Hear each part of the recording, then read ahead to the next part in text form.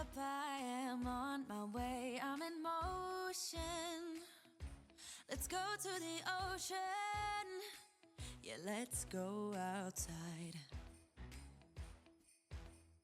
We can hang out on the beach without freezing. Welcome to Crafty Beach. This is Julie. Today I have 30 Dollar Tree fall DIYs for you. I have a little bit of everything in today's video, including a fall tier tray. I hope you enjoy all these fun woodland and even coastal fall DIYs. For this fall DIY, we're going to make a little forest throne for this cute little raccoon I found from the Dollar Tree. So I just got a little rectangular wood plaque sign from the Dollar Tree. It doesn't really have to necessarily be this one, but I think this is going to work perfectly if I cut it in half. So I'm just going to take this to my saw and cut it pretty much in half and a little bit longer on one side maybe. And then I'm just going to attach these together. This is going to be the structure for the seat of our little forest throne for this little raccoon. This DIY turned out so cute. I'm going to be using sticks from my yard for this one. So that helps with the craft materials. I just attached that with hot glue, just like that, right to itself. And it doesn't matter that it has the beveled edges because we're going to be covering this seat with moss later on in the project. I want two of the sticks to be longer, and that's going to be like the back and the back legs of the chair. And it's going to be a throne, so I want them to be a little taller than the chair as well. So I cut out two sticks here for the sides, the back, and then I'm going to need two legs for the front. So I'm going to need those to be shorter. So I go ahead and cut those down to size as well. And the more character you can get on your sticks, like the fact that these look kind of mossy, I love that. I think it's really going to add to the DIY. I'm also going to be needing some more sticks for this one. So I'm going to go ahead and cut this little piece off here. It's about the same diameter as the sticks we used for everything else. Now we need to start putting this together. At first I was thinking I kind of wanted to attach them to the sides of it like that, but I wasn't really thinking that for a chair. I really wanted all of my four legs to kind of line up. So I started by hot gluing it to the side like that. And then I realized I can't really have the front leg in front of that because I need to attach the front leg to the actual wood slice, and it doesn't quite go out that far. So I decided to pop that off and actually move it to the back. So no harm done. You're not going to be able to see this anyway once I add moss to this, but I did go ahead and kind of clean it up a little bit here. I'm just going to get rid of some of that excess hot glue, and then I'm going to glue the stick to the very back of it. That's going to work much better structurally, like right about here where I still have it being taller than the chair. So I attach it to the back of the wooden plaque there just using hot glue. And where my front legs will be about the same length too. Just kind of measuring everything and lining it up. And I'm going to do the same thing here on the other side. So this is going to be the back of our little forest throne. I want it to look like a big chair for this guy. Something really fun.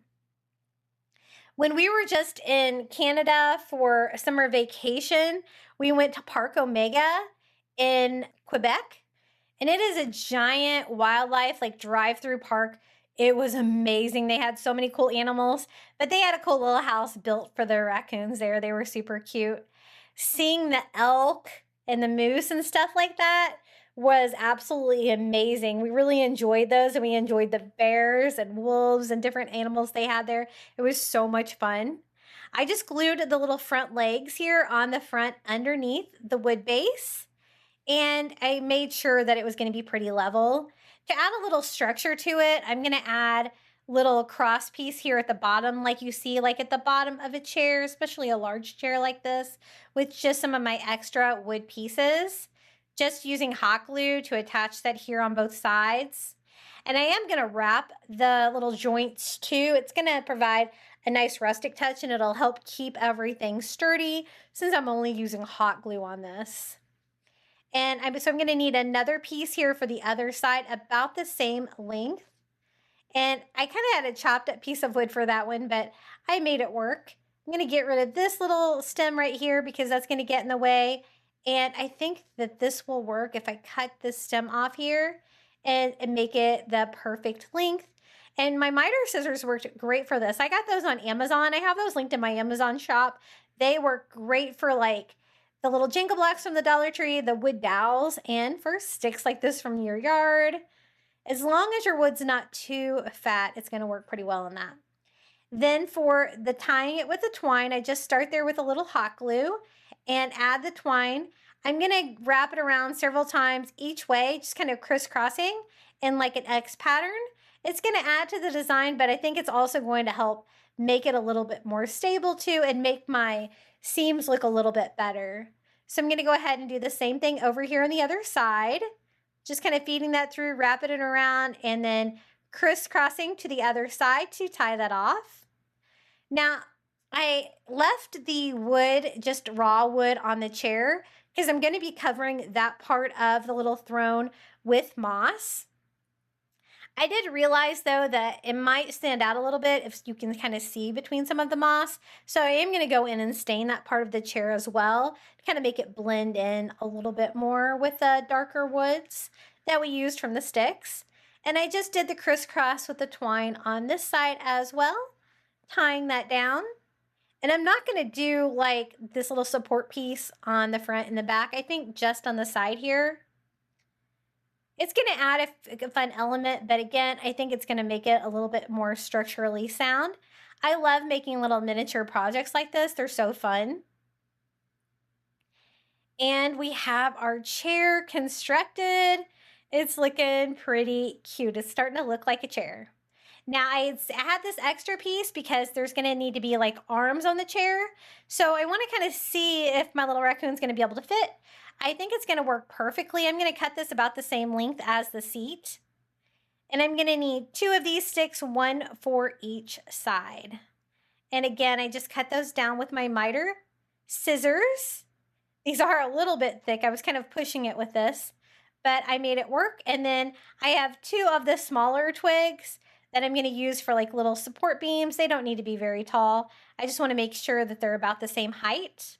And those are going to go underneath the armrest right about here to finish off the structure of the chair. I just attach those with hot glue. 1 on each corner there. I kind of have that bevel, so I kind of work on the inside of that. And then I'm going to make sure these are the same exact length. I think they are now. And then kind of clean them up a little bit there. I think that's going to work. And I'm just going to attach them with hot glue here on the back and a little hot glue on the little support piece and glue those right on there. I thought about using driftwood for this because the only trees in my yard are palm trees, but my neighbors do have a big tree that often drops branches into the very back of our yard. So I had to go out there hunting for sticks, and luckily there were some out there. So this is what the chair looks like so far, a little forest throne. Now it's time to decorate it with moss. But remember, I was kind of worried about that raw wood on there. So I do go in and give it a quick stain with some antique wax. Nothing crazy. I'm just going to go over it once. And I really like to hot glue all of my wood items together before I stain it, because I really want that hot glue to adhere as well as possible. And I find that it does better like on raw wood. And I'm just going to go all over the front, the back, the inside, the outside, even the bottom of the chair, just giving it that very quick stain with that, just in case you can see any of this in between the moss. I think that looks a lot better. Kind of goes with the color scheme a lot more of our branches that we use to construct the legs. Now, I wanted the back legs to be super high like that to kind of make it look like a throne. We're going to be capping that off as well to try to make this look as royal as possible for our little star of the show. You could do this for any of the little fall animals from the Dollar Tree, but I'm going to be using the raccoon. So I put hot glue all over the base here of the seat. I'm going to add a little bit of the reindeer moss behind him, and then I'm going to glue him down so he stays put here in his little throne. And then I'm just going to kind of piece together, adding the reindeer moss all around him. Other things you could use is the floral moss from the Dollar Tree, or even like Spanish moss, which I don't know. The moss at Dollar Tree is kind of hit or miss. I haven't been able to find Spanish moss there in a while. I've been having to get it at Walmart. And I add a little bit here around the front as well. I just want the entire chair itself to look like it is made out of moss, with everything else looking like it is made out of twig. So I go here on the side of the chair, on the back of the chair behind him, and I'm just trying to kind of rip the reindeer moss into smaller pieces so it kind of sits flat against the chair. I don't want it to be too thick. Sometimes they can kind of be in big groups of it, but you can thin it down like that just by kind of tearing it into smaller pieces. I'm going to go right here along the top. I'm not necessarily going to do the back because I don't think you'll be able to see it back there. And then I just kind of pull off any excess pieces that kind of take away from the shape of the seat. I don't want too much of it sticking out, but I also want to fill in any gaps like that you might be able to see. For the caps, I'm going to use acorn caps. I'm using the acorns from the Dollar Tree, and one of them already had the cap had fallen off of it. I'm just going to use a little bit of heat to get the cap off of a second one here. And I thought these would be the perfect little finales here for the top of the throne. Little acorn caps, perfect for the fall vibe.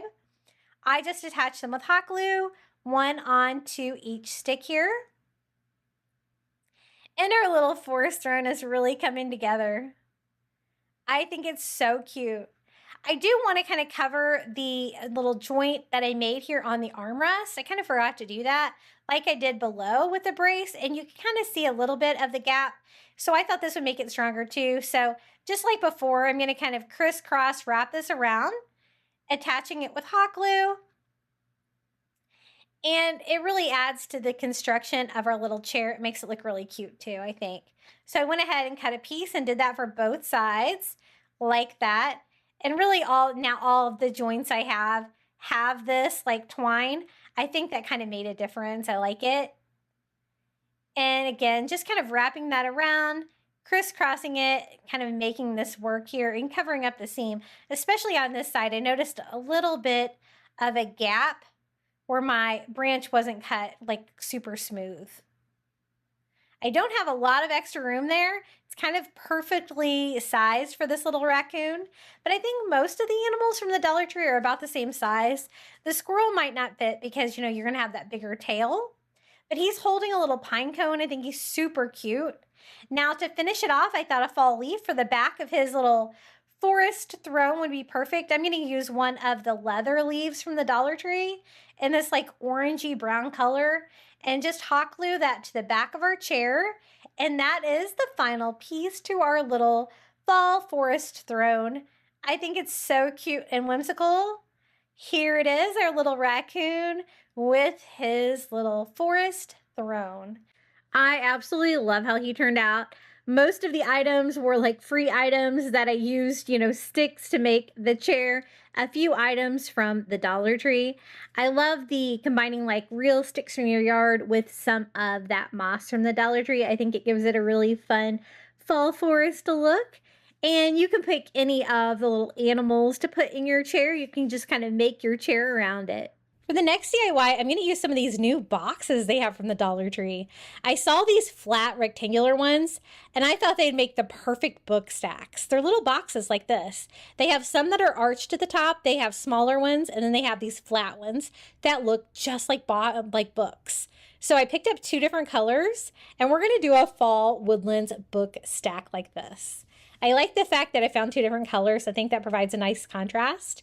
And then I'm going to use some of the Dollar Tree wood foxes and mushrooms to decorate this because I'm going to have one book be about foxes and one about mushrooms. So I measured the side of my book, and then I am going to use my Cricut to cut some vinyl. So let me show you how I do it.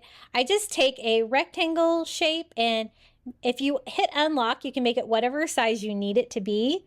I need it to be 7 inches wide by 2.5 inches tall. You can even change it to like a similar color, copy and paste, because I'm going to make 2 books at once. Now, for text, you just add some text there. This is the font that just comes up, Cricut Sans. I'm going to type in a title. I end up using a different one, but I wanted to go ahead and get the layout going. That looks pretty good, so I'm going to go ahead and copy and paste that here for the second one as well. I do want them to say different things, one about foxes, one about mushrooms. I thought that'd be funny. And I also want them to have like different fonts.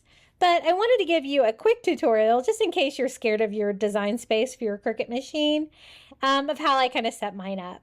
Cutting out wording on vinyl is one of the things I do the most often. And just trying to find that perfect font here. For my book title, you can also decrease your line space like that to make it a little closer together. And then for the top one, I think I'll change it. How about the fall fox? No, how about the autumn fox? That sounds cool. For a book title, I wanted one about foxes and one about mushrooms, so mushroom mysteries. I'm going to leave it this Cricut Sans font. That's fine. I am going to make them a little bit larger so they'll fill up most of the space. And then you go in and delete your shapes because you don't need to cut those out. You just need the wording. I'm going to cut mine out on some smart vinyl without a mat using my Cricut Joy Extra here. So easy, and I'm just using some white vinyl. Once I got it cut out to size, I'm just going to cut the individual book titles into individual pieces. And this is Cricut brand permanent vinyl, which I guess I'm not super used to because it didn't work very well with my transfer tape. It weeded fabulously though. I guess you really need a strong transfer tape for it. I guess I'm used to the removable vinyl. I don't know. But I just go ahead and weed it. It weeded out beautifully here. And I have that Cricut Bright Pad. It really helps me when I'm weeding like white vinyl because it's hard for me to see it. And then I go ahead and kind of get the middle of my letters weeded here for my second book. This is my favorite transfer paper, and normally it works fantastic. I get this on Amazon, and it's a paper transfer paper, and I did not have any luck with this permanent vinyl. I don't know, it's so weird. It must be the kind of vinyl, because look at this. I really struggled getting this on here. It just would not stick to my transfer paper. And so I'm actually going to switch it up. After a lot of battling and a lot of letters that came up and had to be put back down, like that one, I was like, I am going to have to use different transfer paper for this. I tried this at first to see if it was any better, and it's not. So I'm just going to go ahead and remove it and use Cricut brand transfer tape because I know that's really sticky. You'll have to let me know in the comments below if you've experienced the same issues with the Cricut permanent vinyl. I don't know. Maybe they changed something. But this is super sticky, so this should do the job. It's a clear transfer tape, and we're going to see if we have better luck. Right away, it's sticking to it. I'm going to have a much better time. I just make sure all of my letters are down before I pull away my backing of the vinyl. Those look pretty good. We can go ahead and attach our book titles to our faux books. This one's going to be The Autumn Fox in like the darker wood color. And again, you know, it was a little bit easier to line up the second one with the clear transfer tape anyway, because I did want them to be fairly straight on here too. But there's the Autumn Fox book. And this second one is going to be my Mushroom Mysteries. I thought that was a really good title for a book. And I just make sure it is smoothed down. It's really kind of a rough texture, the caning on those books. And I want to make sure everything is stuck down and it looks pretty good. I chose white for the vinyl. I was going to do gold, but I thought it would be too close in color to the books themselves so you wouldn't be able to see it. I kind of wanted the contrast of the white. I did make sure everything was good and attached and flat, all the vinyl for the title.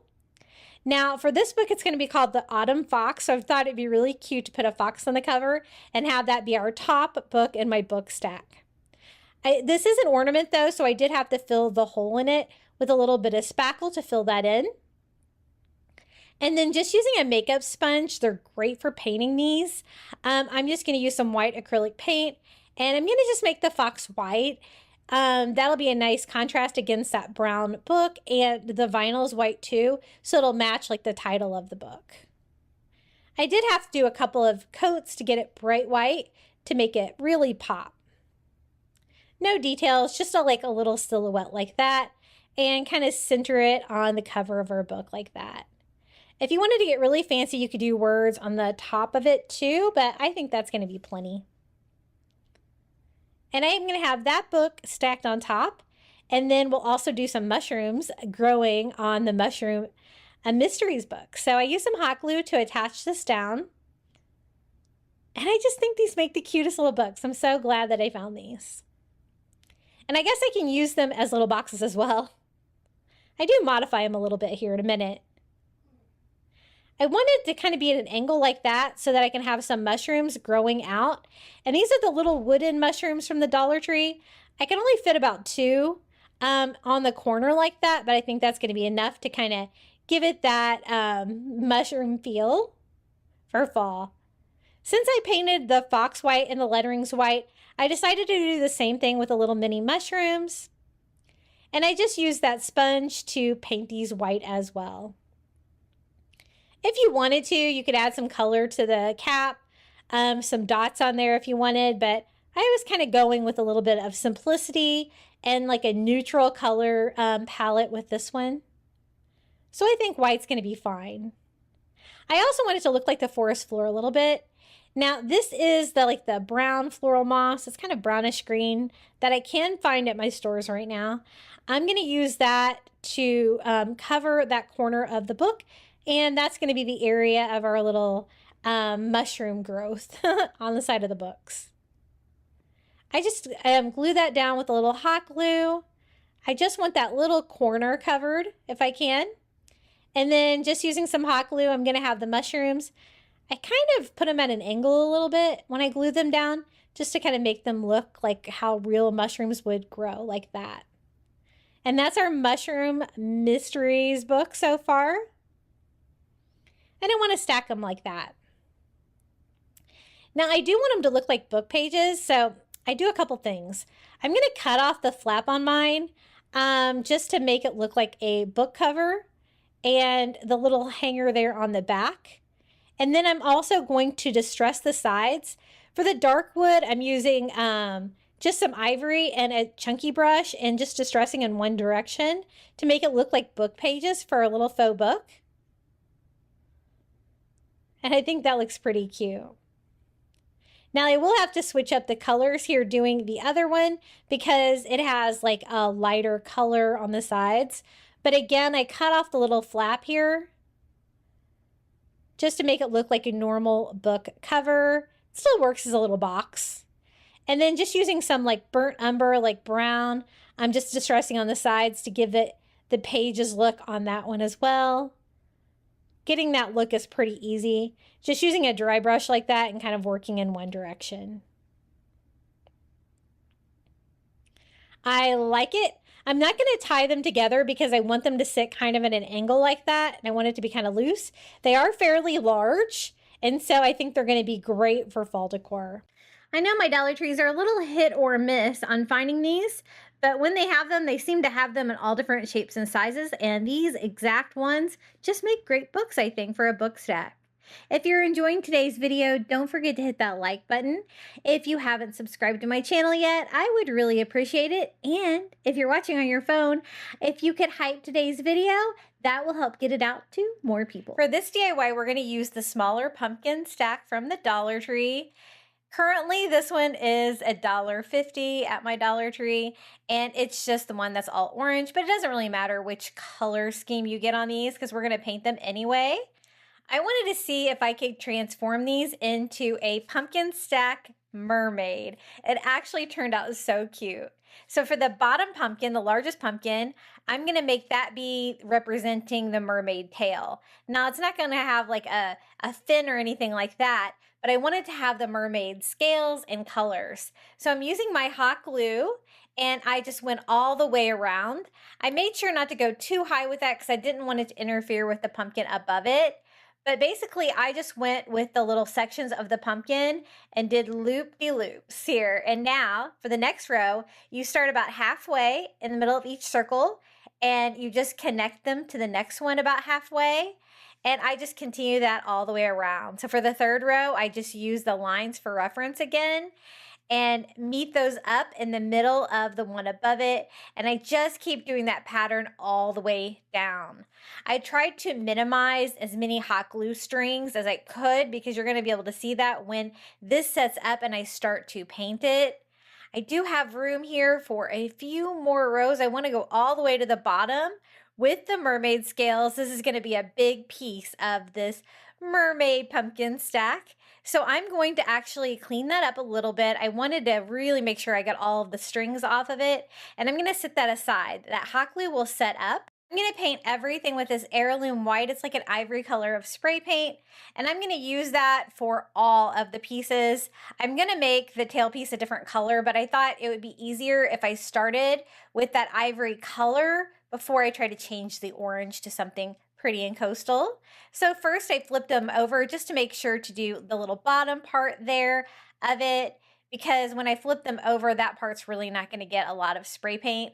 And I just went over them with a good coat of the spray paint. I like the way the spray paint looked because I got just a perfect glossy finish on these. And I'm going to need that for these two pieces. So I think spray paint was the best. I often struggle with using spray paint due to like high humidity in my area in Florida. It's sticky, it takes a while to dry, but for this, I thought it was important to use it, at least for these two parts. And then I'm going to use it to cover the bottom section too of the tail. But I'm also going to use acrylic paints on that too. So I just made sure to get everything coated with these. The top pumpkin is going to represent the mermaid head. The middle section is going to be like her chest. And then the bottom part here is going to be the mermaid tail. So I had set this aside. I actually put it in my refrigerator to let it harden faster while I was painting the other two, and I am just spray painting that as well. So you can see the great texture on there. It really gives you the look of a mermaid tail that I was going for, and I think I can pull this off. I did set these up on just like some recycling and stuff like that so that I could paint them a little bit better. But let's focus on one pumpkin at a time to decorate this. I'm going to start with the tail first. I already did that great little fish scale texture all over. Now we are going to paint it some fun coastal colors, something that I think would look really pretty for a mermaid. First, I'm going over with this color. I believe this is the teal color, Dollar General brand. And I do make sure to use a brush too to go underneath like that lip there on the top pumpkin. But otherwise I want to sponge everything on. So I'm using one of those little sponge stencil daubers. You can get those at Dollar Tree, or I have actually been ordering them by the case on Amazon. I'll have to make sure I have those added to my Amazon shop, linked in the description, because I love them for crafting and I go through a lot of these. So I am just painting it all in. You can see I'm painting the scales, I'm painting the pumpkin, everything. I am going to go in here with another color and kind of make this two-toned and distressed even more, which I really love. And for a mermaid, you could really do like any kind of color scheme you wanted to do. I wanted to do something that would look great with my coastal decor. So I'm going to stick with like the turquoises and the blues for this one. But I just kind of took my time and went section by section all over the bottom pumpkin to make sure everything was that beautiful blue color. And I wanted to also make sure that I didn't have any orange peeking out anywhere, especially like around the scales. I think I did a pretty good job of getting good coverage on that. Now I let that dry and then I go back in. I'm just switching it up to a smaller little sponge stencil dauber, and I'm going in with this color. This one is Blue Cotton by Apple Barrel. And as you can see, it's more of a blue color. I thought this would be a fun contrast with the teal color. And I'm basically just dragging the paint over the actual texture of the fish scales that we put on the mermaid tail there. So I don't care if I get some on the actual pumpkin itself back there, because I do want it to all be distressed with the two different colors together. So I'm just sponging it on and going with that. But I did want to make sure that all of the scales were that beautiful blue color. It provides a contrast against the teal, but since they're both blues, they really work together and it's not too much of a contrast.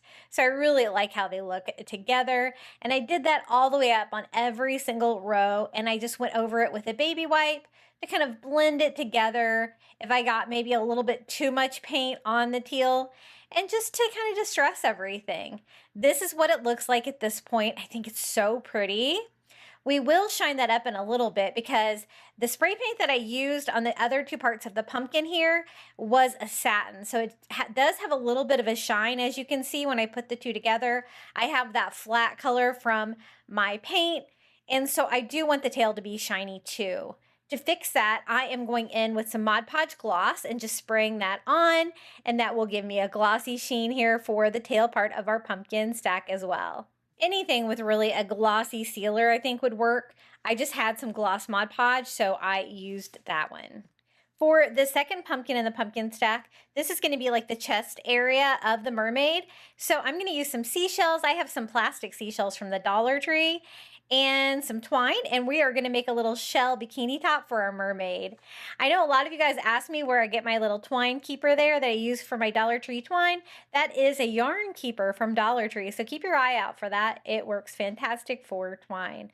I'm going to cut a piece of twine that's long enough to go all the way around the second pumpkin, and I'm just going to attach the bottom of the little shells. These are the plastic shells from the Dollar Tree, but you could always use real seashells. I thought these would be perfect because they're exactly the same size, and I can always paint them if I want to. I just glued those on, and then I'm going to need two more pieces here for the bikini top for our shells. So I just flip them over, and I'm going to glue that there, just coming out the corners of the top of the shell there on the back, and making them long enough to be able to tie those around the pumpkin as well. I had so much fun coming up with this fun mermaid pumpkin stack for you. I first start by gluing the little plastic shell on with some hot glue just around the edges, and I kind of skip a section there in the pumpkin and then glue the other one on like that, and it can be a little shell top for the mermaid.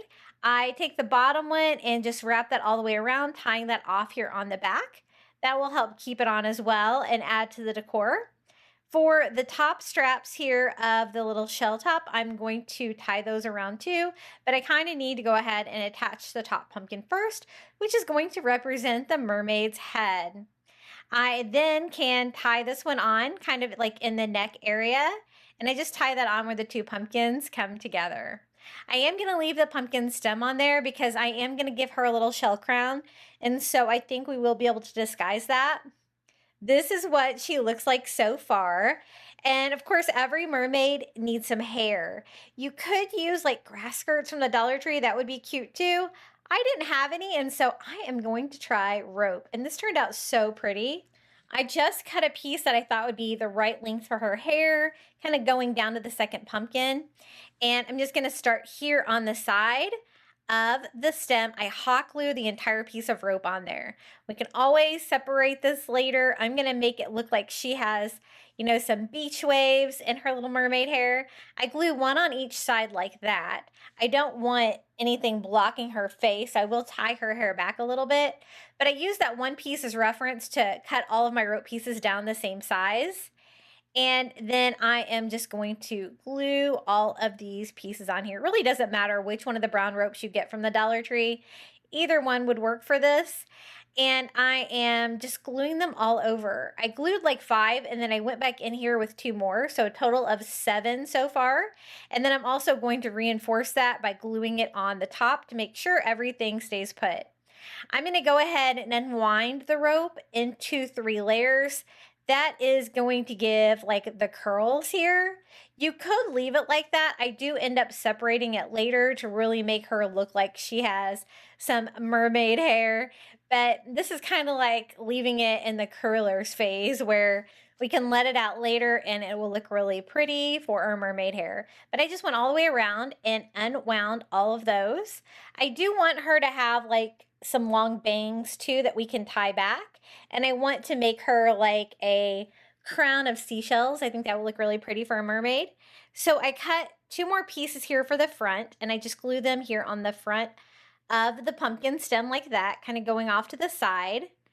And then make sure those are glued on by gluing those on top as well. And I unwound these 3 pieces too. I thought about tying all 3 pieces back. I felt like it was a little bit too much hair that I was tying back though. So I think I'm going to go in here with only 2 pieces and tie 2 pieces back. And I think that will look really cute. So I just brought those 2 to the back of her hair. I'm going to leave those kind of coiled up like that. I'm not going to brush that out or anything. And I am just going to tie that off with some twine here to make it look like she has her hair tied back a little bit to keep it out of her eyes. Now for the crown, I thought we could make it out of seashells and starfish. I have a great starfish that I got on Temu actually, and I have some seashells I found at the beach. I also have like some of the tiny seashells that I get on Amazon, that big jug of them. I have those linked in my Amazon shop. These are a great deal. They're just like the tiny seashells that Dollar Tree used to sell. I glued a couple of the larger shells there on the front, and then just using hot glue, I want to make it look like she just has a crown of shells up here. And the starfish itself is really going to cover up the pumpkin stem, but this is really going to add to the fun decor of it. So I just use a combination of seashells that I found at the beach and the seashells from this jar to completely cover the top of her hair with some seashells. And I try to make it look relatively even too. And then we'll go in and just add the starfish to the very top. It's having a hard time focusing on all those seashells, but they turned out so cute. I just glue on the starfish right here. This is a blue color that's very similar to like the blue cotton color that we used for the scales for the mermaid tail. I wanted to combine different colors of blue together on her. I think that will look really cute. And I think it just needs a few more seashells here on the back. And I just kind of keep adding to the little shell crown until it looks really pretty. So this is where we're at right now. Now we can go ahead and unwind her hair. If you then take the individual pieces of rope and unwind them, you're going to get all these different strands that really gives me the pretty mermaid hair. I think that looks really pretty. Originally, I did want to give her like a raffia hair, but I'm really glad I decided to go with rope because I really like the beach waves she has here. I think that looks really cute. I'm not going to comb it out or anything like I normally would because I don't want to interrupt the curl pattern in these. I think they look really pretty. So I just unwound each one of them by hand, and I think that really made a big difference for her hair. Isn't it so cute? If you find any of the pieces are a little longer than the one next to them, you can give her a little haircut, trim things up a little bit, but mine looked pretty good. Then I got this great fishnet. It's like a mini fishnet. I've been looking for these, and I got it on Temu. This is the blue version, and I'm going to cut out a piece that I can wrap around her waist, like where the pumpkins come together here at the bottom, kind of like almost like a little fishnet skirt here to go over the top part of her tail. So I just went ahead and cut it down a little bit skinnier. It doesn't need to be quite this big.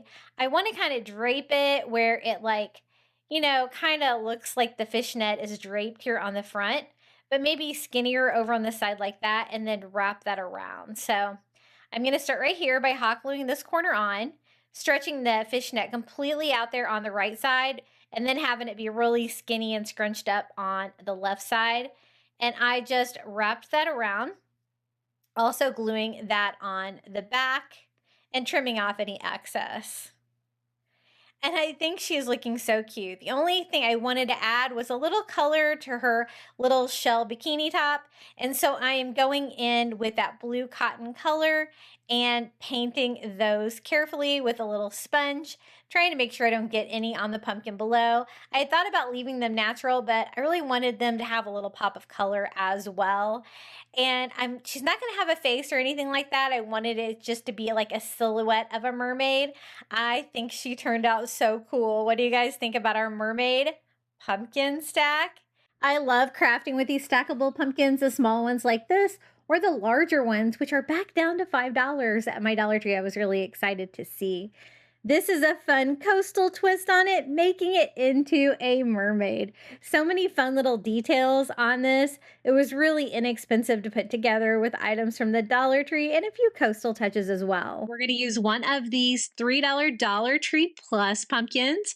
Had to go a couple towns over, but I was really impressed with like the fall and Halloween at a Dollar Tree Plus. Look how large and detailed this green pumpkin is. I think it's going to be perfect for this DIY. Now, this is what we're going to use for this DIY. It's sisal twine, and I did not get it at Dollar Tree. I couldn't find anything like this at Dollar Tree, so I did have to go to Walmart for that. I think it was about $4, and you get this huge roll.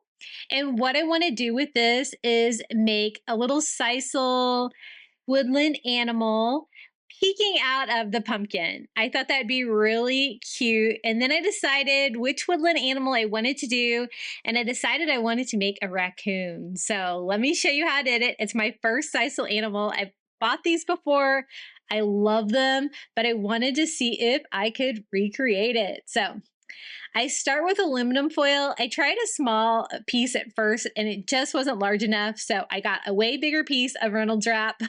It can be any kind of aluminum foil. And I'm just trying to shape it into like kind of like a head or a snout of a raccoon. So I kind of don't really care. It can be flat on the back, but I just kind of want to have a little bit of a pointier snout like a raccoon would have. But this is the basic shape that I came up with. I went online to try to find out how to make the little sisal animals because I love them. They suggested aluminum foil and pantyhose, and I'll try to find that video and post it below. They had a lot of great ideas. And so I'm just using old pantyhose, like any kind of a flesh color would be good. And I just cut off enough to go over the whole thing. And then it's just a matter of hot gluing the pantyhose just to go up next to the aluminum foil. You don't want like lots of overhanging fabric. The pantyhose works great because it gives you something to glue to besides the aluminum foil. And it just gives it a little bit more shape here. So I just glue down all the loose edges. And if I do have some excess nylon, I just go ahead and trim that off. So that's the first step of a raccoon. It doesn't look like a raccoon, does it? Now, this DIY, I can't say it was easy. It was harder than I thought it was going to be just because it's time consuming.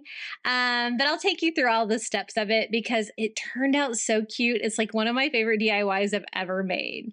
So this is the sisal twine. I was trying to figure out how I could create this little guy without like actually having to cut and glue on each individual piece of sisal. And I really couldn't come up with any good ideas. And so that's what it's going to take. So I just start taking the sisal twine and I start cutting it. I'm just going for like larger than an inch. I'm not really measuring it or anything like that. Just trying to get about the same size. And then I just put a little band of hot glue down and working quickly, I try to lay as many of those as I can. Facing towards the back. The back part there is the straight part is like the back of the head. And so I'm going to have like overlapping sisal twines. So it'll kind of look like fur in the final project. So I just went ahead and did one row for the back and then lots of cutting and gluing on this project, probably lots more cutting. I'm getting all those little individual pieces. Now, you don't have to use sisal twine, but I really wanted it to be authentic. When I looked online, there was different kinds of fibers that you could use, but none of my stores really carried anything. Other ideas were like flax fiber, coconut fibers. There were some other ideas that you could use for this, but usually they use sisal. Now, I think that the sisal, it's pretty thin, but I don't know if it's quite as thin as some of the ones that I have actually bought pre-made, but I think it did a pretty good job. So as you can see, I'm just doing one row at a time. I'm doing the top of the little raccoon head and I'm slightly overlapping, making the hair go back towards the back of the head as I work my way up to the little snout, the little nose here of a raccoon. And I'm just doing the top part just to kind of get my bearings here. If you wanted to go all the way around with each row, you could totally do that. So now that I got the front done, I'm just going to go ahead and do the sides, and I'm going to overlap them and kind of continue that same line that I did on the top.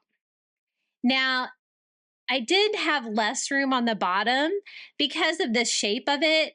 So I'm kind of glad that I did the top and the bottom separately because I did do less rows on the bottom and it made it a little bit easier, and you're not really going to be able to see it down there. So this is my other side, just one piece at a time here. I do try to put a band of hot glue, and so I don't have to hot glue every single one on, but I got the top, both sides done, and then I did a little bit more here on the nose to fill it all the way in. This little guy turned out so cute. My son was home visiting for college for Labor Day weekend. His friend had a party, and I was so happy to see him. So I was so glad that I had somebody to show this DIY to because he's always my biggest fan. So this is the bottom. I think I did like maybe only 3 rows on the bottom. It really didn't need very much. And now it's time for a haircut. Everything seems to be really secure. And so I'm cutting like against the grain and just trimming all over just to try to shape it up a little bit, just to make it look more like raccoon fur, I guess. And again, it's a little thicker, than you would traditionally see for fur, but it totally gives you that same vibe that you get from the little sisal animals. Next up, I just need some thin cardboard. So I'm just going to use a food box like from some macaroni and cheese. And I'm just going to cut out 2 little raccoon ears. They kind of have an ear that's shaped kind of like a cat ear. So I'm kind of thinking cat ear here with like a rounded triangle. And I'm going to need 2 of them. So I'm just trying to cut down 2 of those about the same size and to scale for our little head. Now you could cover that with pantyhose first, but I didn't think it would really be necessary. So again, I'm just taking those little sisal pieces and hot gluing them into a triangular shape here. Just trying to fill up as much of the triangle as I can with those. And since it is an ear, you might be able to see it from behind. So I will have to flip it over and add some of the sisal to the other side too. But this is the first side. And I'm just making them longer than they need to be just because my pieces are a little bit longer, but I can always go back and trim them once I have them all glued down. So this is the back. Mine was blue from the box, but it doesn't really matter because we are going to paint these because I want it to be like traditional colors for raccoons. So I don't think that's going to matter. So I just trimmed my 2 ears, and we're only going to do the raccoon head. So that is all the construction on that. I know that was a lot. So now it's time to paint our little raccoon. The first step is I'm going over everything with just some white acrylic. And I am using a Dollar Tree brush to kind of like get down in there between the different fibers, especially since I have kind of like overlapping rows. And the pantyhose doesn't show like through too much, the nylon, but if I can, I try to kind of paint that white as well to kind of make it all blend in. So I'm just going all the way around this little raccoon head. I was like about halfway through this project and I was like, man, I don't know if this looks anything like a raccoon. It really didn't to me, but it came together so cute. I can't wait for you guys to see how it turned out. So once I got the snout painted, I do the same thing here with our little raccoon ears. Just giving them a nice coat of paint on everything, trying to cover up the cardboard that was behind it as well. Now for traditional like raccoon colors, I want my raccoon to be gray. I kind of had a little bit darker color gray, so I'm just lightening it with a little bit of white paint. And then we are going to paint like the back part here of our raccoon head, the like last 2 rows there on the back of the head, that gray color. And then a little bit between the eyes there. That's going to give me that classic raccoon face. He's going to have like the white face with the black markings, but a little bit gray there on the back of his head. And then I'm going to go ahead and paint the ears too. I kind of did the white on these just to kind of give me a base coat to cover up the box and everything. So I just do gray all over those, and we will paint those different colors as well. So the inside of the ear, we are just doing white, and I just paint like a triangular shape of a white acrylic in there. And then I'm going in with black. Now, raccoons have like, the black area around their eyes. I'm going to kind of have it like be where the eye is, and then it kind of go down like the cheek part with the black, trying not to get it too much out of that little general area. And then I turn it over and do the same thing here with the little raccoon markings on the other side. We're also going just to DIY the little raccoon eyes and nose with some with an item from the Dollar Tree. So that'll be nice and easy too.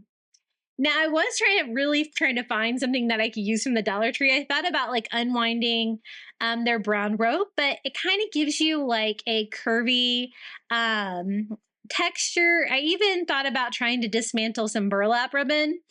But in the end, I'm glad that I went to Walmart and just went ahead and got the sisal, because sometimes Dollar Tree doesn't have everything that we need for crafting. Now for the ears, as you can see, I just painted a little black triangle on the middle, and we are going to attach those with toothpicks.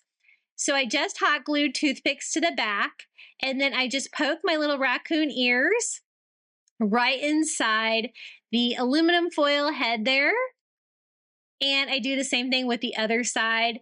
The toothpick really keeps it in place. I didn't really have to use hot glue for that step. Okay, it's time for eyes and nose, and I'm just going to use some of this Model Magic from Dollar Tree. I didn't have any black, which was surprising because I have lots of colors, but I had white, so I'll just paint it, no big deal. I just take a little tiny piece of the Model Magic and just do a little triangular nose, kind of like any animal like that would have, and kind of round it, and then 2 tiny pieces for eyes. They kind of have larger eyes that are round, and so I do 2 little round eyes and just kind of checking on my nose, trying to make sure it's not too big. I didn't carve any nostrils or anything in it. I thought that was a little bit over the top, so I'm just going to attach it with hot glue, and that Model Magic does get hard over time. I've DIY'd with it a lot, and I always love the results. Now, right here where the little black eye spots are is where I'm going to hot glue on our little eyes. And mine aren't hard yet, but they will harden up. But I can still go ahead and paint them at this point, and so that's what I do. I just use a tiny brush, and I am going to paint both of our little raccoon eyes black. And I'm also going to paint the little nose of the raccoon black too, just trying to make sure that I don't get any on my little raccoon face. What do you guys think? Isn't he so cute?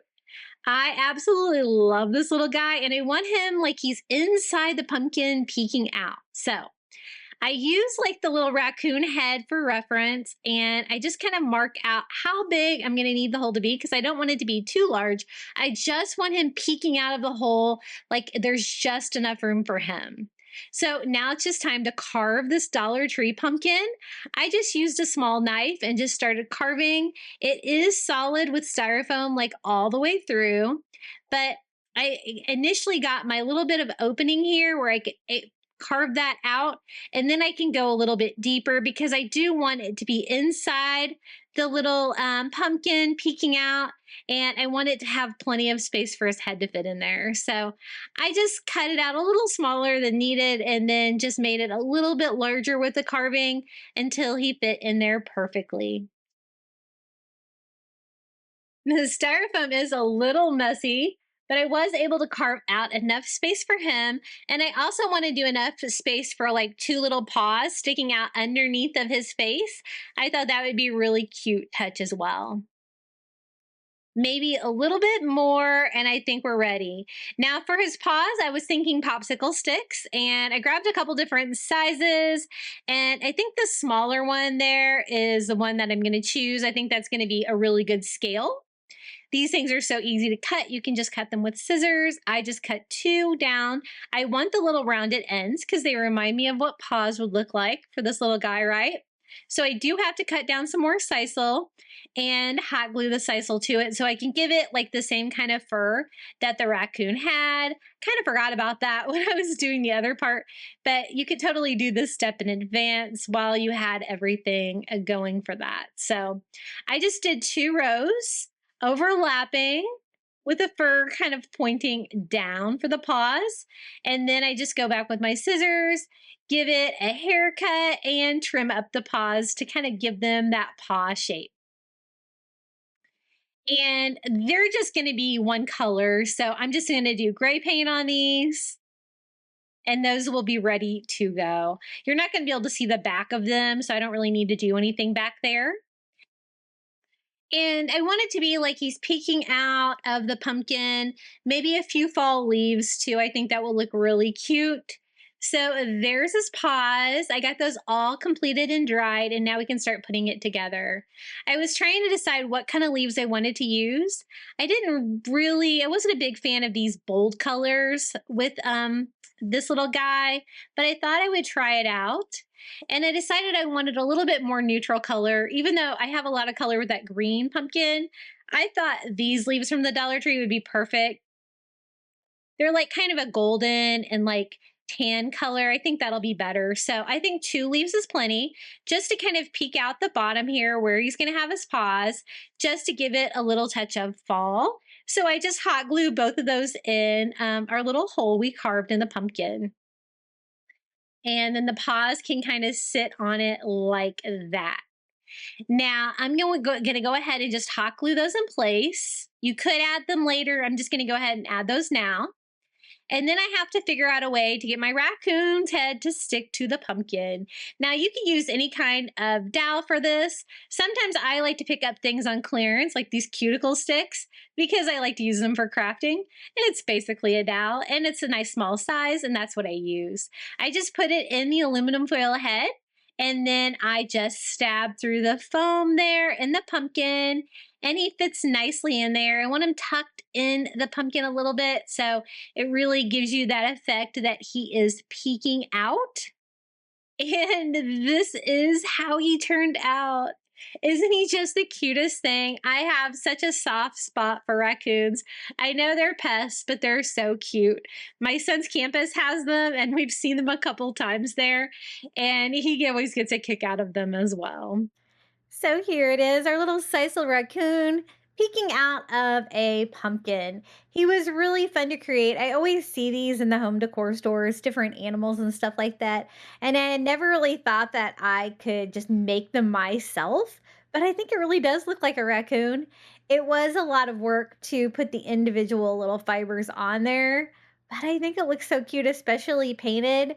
The distinct colors here of a little fall raccoon. I love it. And the leaves coming out kind of provide a great buffer there between the pumpkin and it. Okay, nothing says fall like a cozy candle, so we're going to make a really easy fall candle using a Dollar Tree candle and a candle holder. I thought we could use some of the faux leather from the Dollar Tree. I thought that would give us a fun, kind of like neutral color scheme for this, but we can make it look really fun. Now, the candle that I got is vanilla scented, so a scented candle for fall is perfect. I do need to figure out how big of a strap I need just to make a little sleeve for our candle holder. So I'm actually just going to use my candle holder itself to kind of figure that out. And then I'll just need a straight edge here. I can kind of draw on the back of this faux leather. And I don't craft with this stuff from the Dollar Tree very much, but I've been crafting with it more lately. I really love how easy it is to cut, and it has a great texture on it, so I probably should use it more often. It comes in lots of different colors too. I think I have navy, brown, black, and this like ivory color. Now I thought this would be the perfect application for one of these little leather tags to decorate the candle. This one says harvest, and I can attach that to the front of that. So just making sure that is going to be long enough, the little strap to go across, and I'm just going to hot glue this down.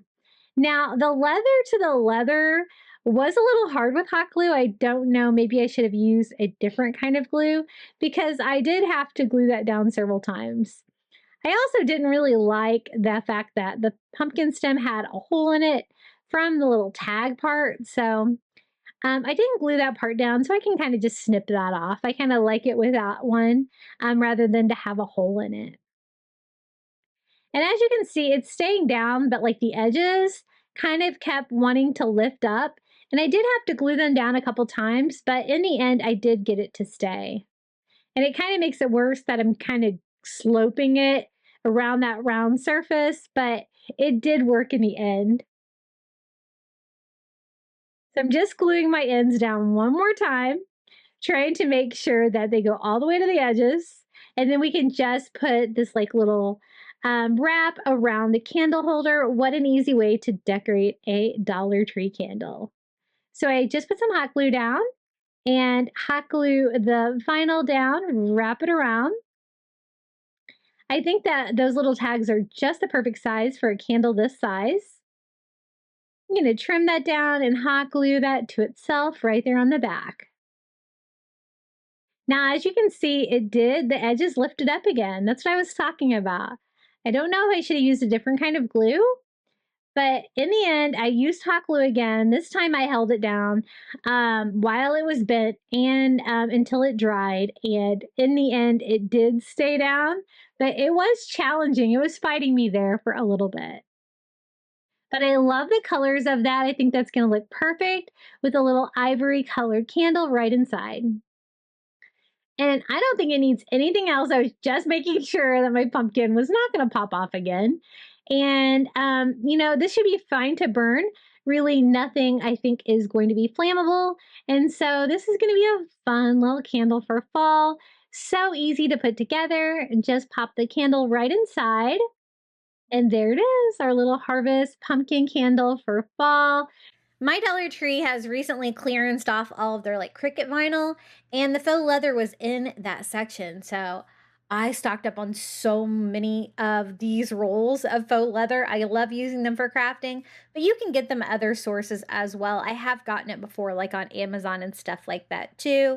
But using it with the little leather tags, really cute for a candle, I think. For this DIY, I'm going to take a pumpkin sign from the Dollar Tree and make it into a little coastal scarecrow. I thought this would be a perfect scarecrow head for a sign. So I am going to take this and cover it in materials from the Dollar Tree to make it look like a scarecrow. For this face, I thought burlap would be perfect. So I picked up a roll of burlap from the Dollar Tree and I'm going to give it a quick iron because as you can see, it's quite wrinkled. I want to do the face with this, so I'm going to want that to be a little bit better pressed. Yeah, I think that's going to work way better. So what I'm going to do is cover the pumpkin like this for his face. I went ahead and sketched out with like my chalk pencil from the Dollar Tree, a little bit bigger than I need of the burlap, so I can cut this down to size. I did bigger because I want to stuff the pumpkin a little bit for the scarecrow face, and so I might need a little bit excess material. Now for the little scarecrow face, I'm actually just going to freehand it on. I'm going to do some really easy teardrop shaped eyes by just painting those onto the burlap with my black paint pen. I do a little round eye spot up here in the corner and a little bit of the white of the eyes here at the bottom. We can do like 3 little eyelashes coming off to the side. Really simple eyes and big black eyes here. So I'm just going to paint the rest of that in black. I'm also going to add some details with my white paint pen to this to really make it pop, like the little white part of the eye here, the little white eye shine. I paint that in and then the white of the eye as well.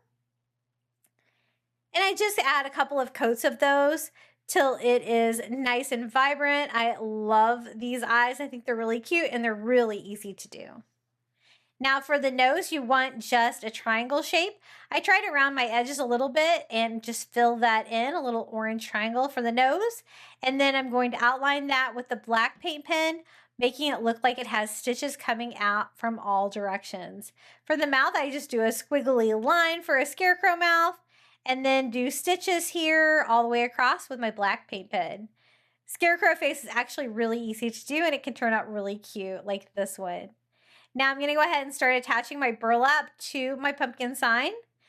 And then I can go back and cut it down to like the perfect size. So I just go all the way around here with my hot glue, but not completely shutting this off.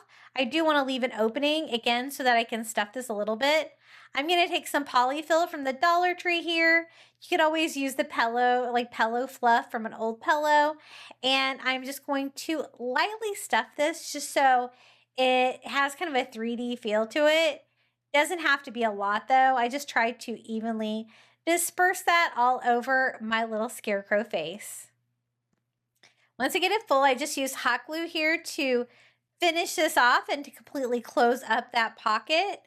The hot glue is also going to seal the burlap there along the edges of the pumpkin sign, and I go ahead with some sharp scissors and cut as close to the wood sign as I can, the excess burlap. And I don't really have to worry about the pumpkin stem on this because we're going to be giving our little coastal scarecrow a fun beachy hat. So that is what it looks like so far. I decided to border out the edges with some Dollar Tree rope. You don't have to do this, but I thought it'd be a fun detail. So I'm just using the thinner brown rope from the Dollar Tree. And I'm going to start up here under his hat and just kind of frame that out by gluing that there to the very edges of the pumpkin sign. It's also going to really help seal in the edges of the burlap so they shouldn't fray or anything like that. And just trying to keep that same shape there of the pumpkin by kind of going up there in the grooves there on the bottom. Again, just hot gluing this all the way around. And I'm glad I added that detail. I think it looks really cute like that. Now for the hat, I'm going to use the little purses from the Dollar Tree. And what I wanted to do was try to make like a straw hat, which would make sense for a scarecrow, but I want to make it look like a little coastal hat. So I thought maybe like a bucket hat kind of vibe for this guy. I am just cutting off the excess material here at the end. I also cut off the straps. I cut off that part because I don't really need it, and also had a flower and stuff attached to it. And this can be the top of our hat for our little scarecrow. I'm going to attach it with hot glue there to the back of the pumpkin stem and to the front. I didn't really need to stuff this. It kind of keeps its shape on its own, and I think that will work out pretty well. For the hair of the scarecrow, I'm going to use some Dollar Tree raffia. You could also use like grass skirts from the Dollar Tree if you have some of those. I'm just going to cut off like a little bundle here for its hair like that. I think that's going to be about the perfect length.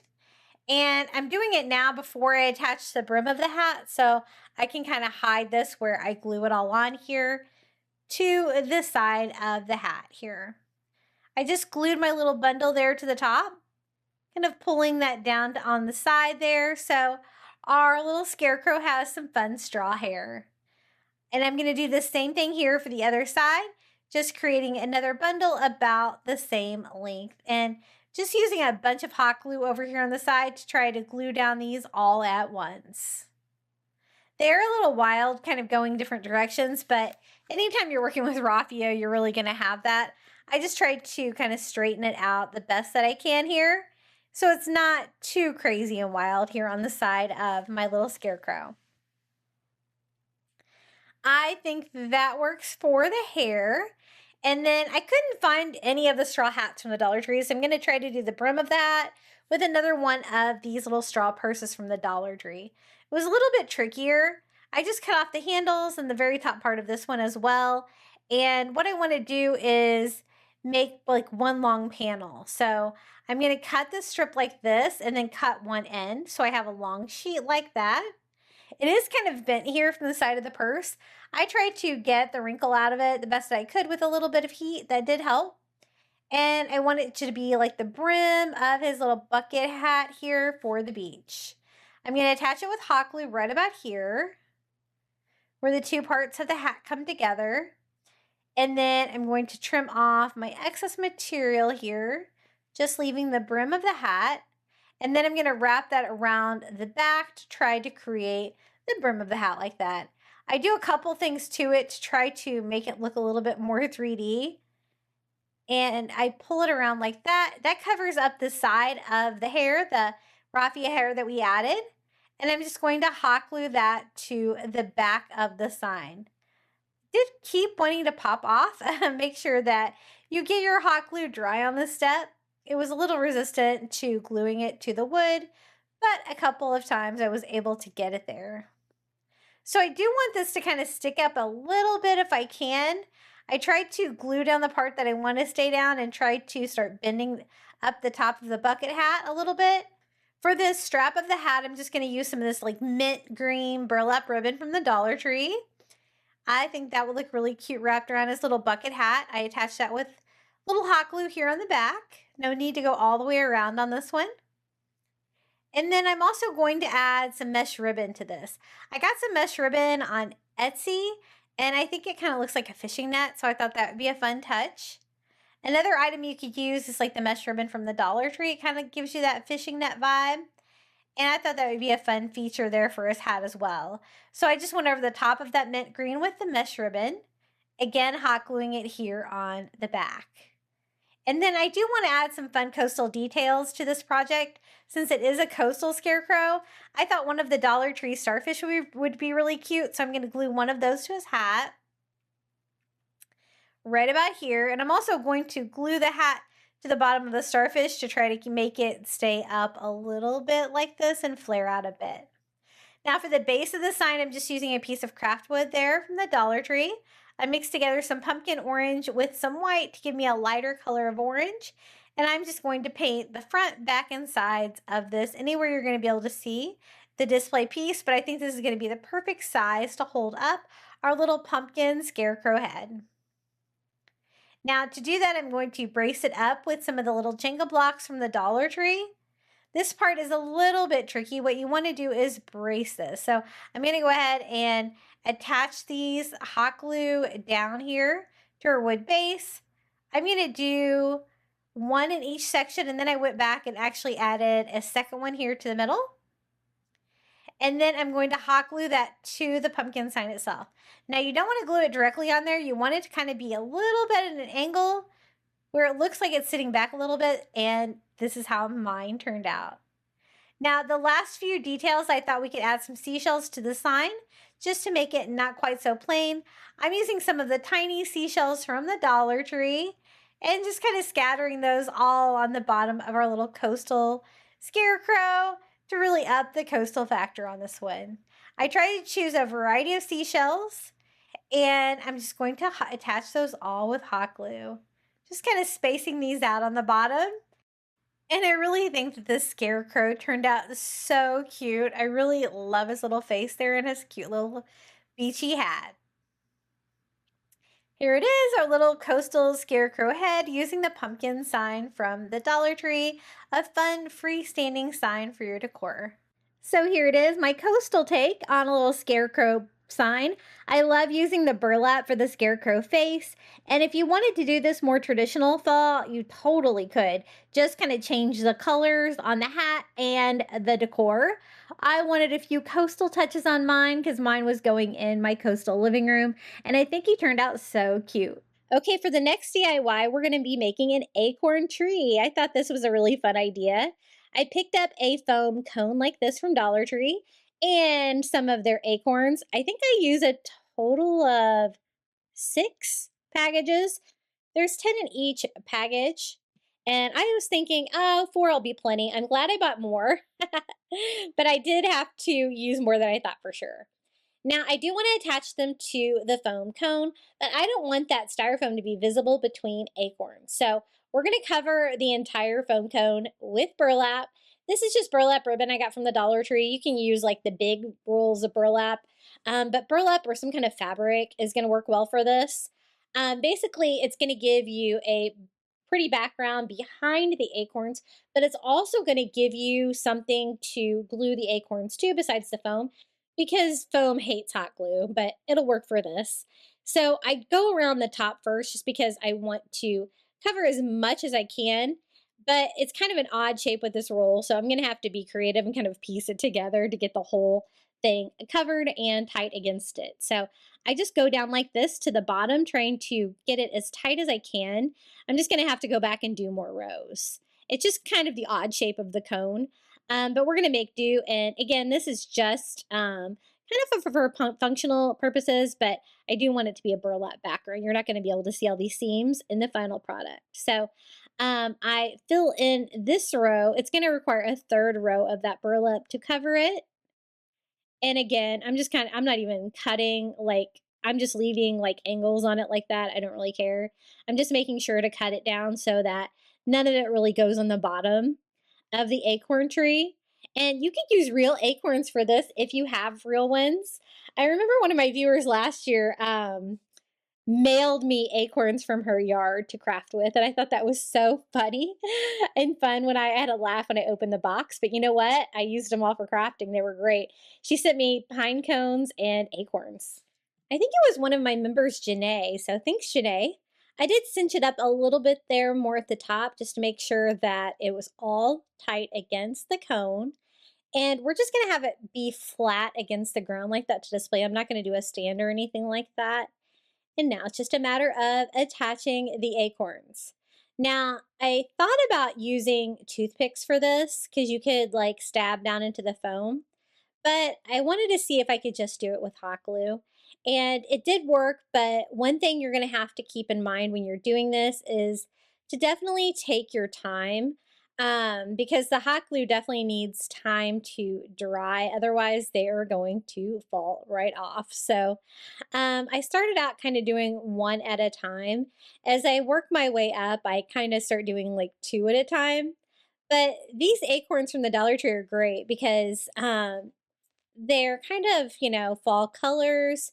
You don't have to paint them. They also have like the wooden acorns that you could use, but you are going to have to like stain or paint those first. But you know what? Those would actually be really pretty because this, when you stain them, they turn out so pretty because you get that wood grain.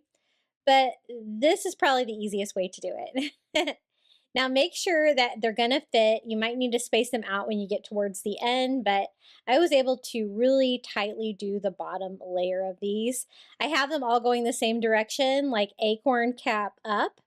And as you can see, it did a great job doing like the first row like that. Now I'm gonna kind of nestle these down in between, but again, it's gonna get skinnier as you go up. So you know what? You're gonna be able to use less. So you're not gonna be able to do that every time for sure. I just try to get them to fit as much as I can. And again, don't go too fast because they do just come right back off, even with Gorilla Glue hot glue if you don't give it a chance to dry. This was kind of a good direction to do mine in because they kind of rusted a little bit on the one below them and on the burlap behind them. But I still went ahead and took a break, let those set up a little bit. And then I thought I could probably make it a little bit sturdier by adding a little bit extra hot glue there on the top. These last two, I'm going to have to space out a little bit, but nothing too obvious to make it fit. And again, we have that burlap back there, so I don't really care if you can see through some of them. Now, once I have my second row, we're going to keep working our way up. I love making like any kind of like topiary trees, things like that with fun items. I think I did like a conversation heart topiary for Valentine's Day. And I've made a lot of things for like Christmas, and fall is a really fun time to do a tree like this as well. So third row is almost done. I was getting a little bit faster, but again, definitely let them dry between each one, and a little extra hot glue on the top there can kind of go down behind them a little bit, and you're not going to be able to see that from the front. So I was like, okay, yeah, we need more acorns. This isn't going to be enough. So I did have another package that I had purchased this year. And they have these in different colors too. You could do random colors if that's all you can find. I got like some real dark ones and some like almost like cherry red stained ones. That would be pretty too if you like alternated them, or you could even do acorn trees in different colors if you could find a lot of them at your store. So that row looks good. We've got it all glued on there. And then I was like, I am still not going to have enough, but you know what? I had some left over from last year. They're a little bit different color, but when you turn them around, they do have like a yellowish side, which is going to blend in with the rest of these. They're kind of all like yellow and red a little bit. But we're going to make it work because we've came this far. I definitely want an acorn tree. Now the top was a little challenging because the tree doesn't go to a point and I want my acorns to go to a point. So it's gonna be challenging. I think 4 will fit. I just put a bunch of hot glue right there at the seam between the topiary or the foam piece and the acorns. And then I just sat 4 up there and tried to glue them to the acorns underneath of them.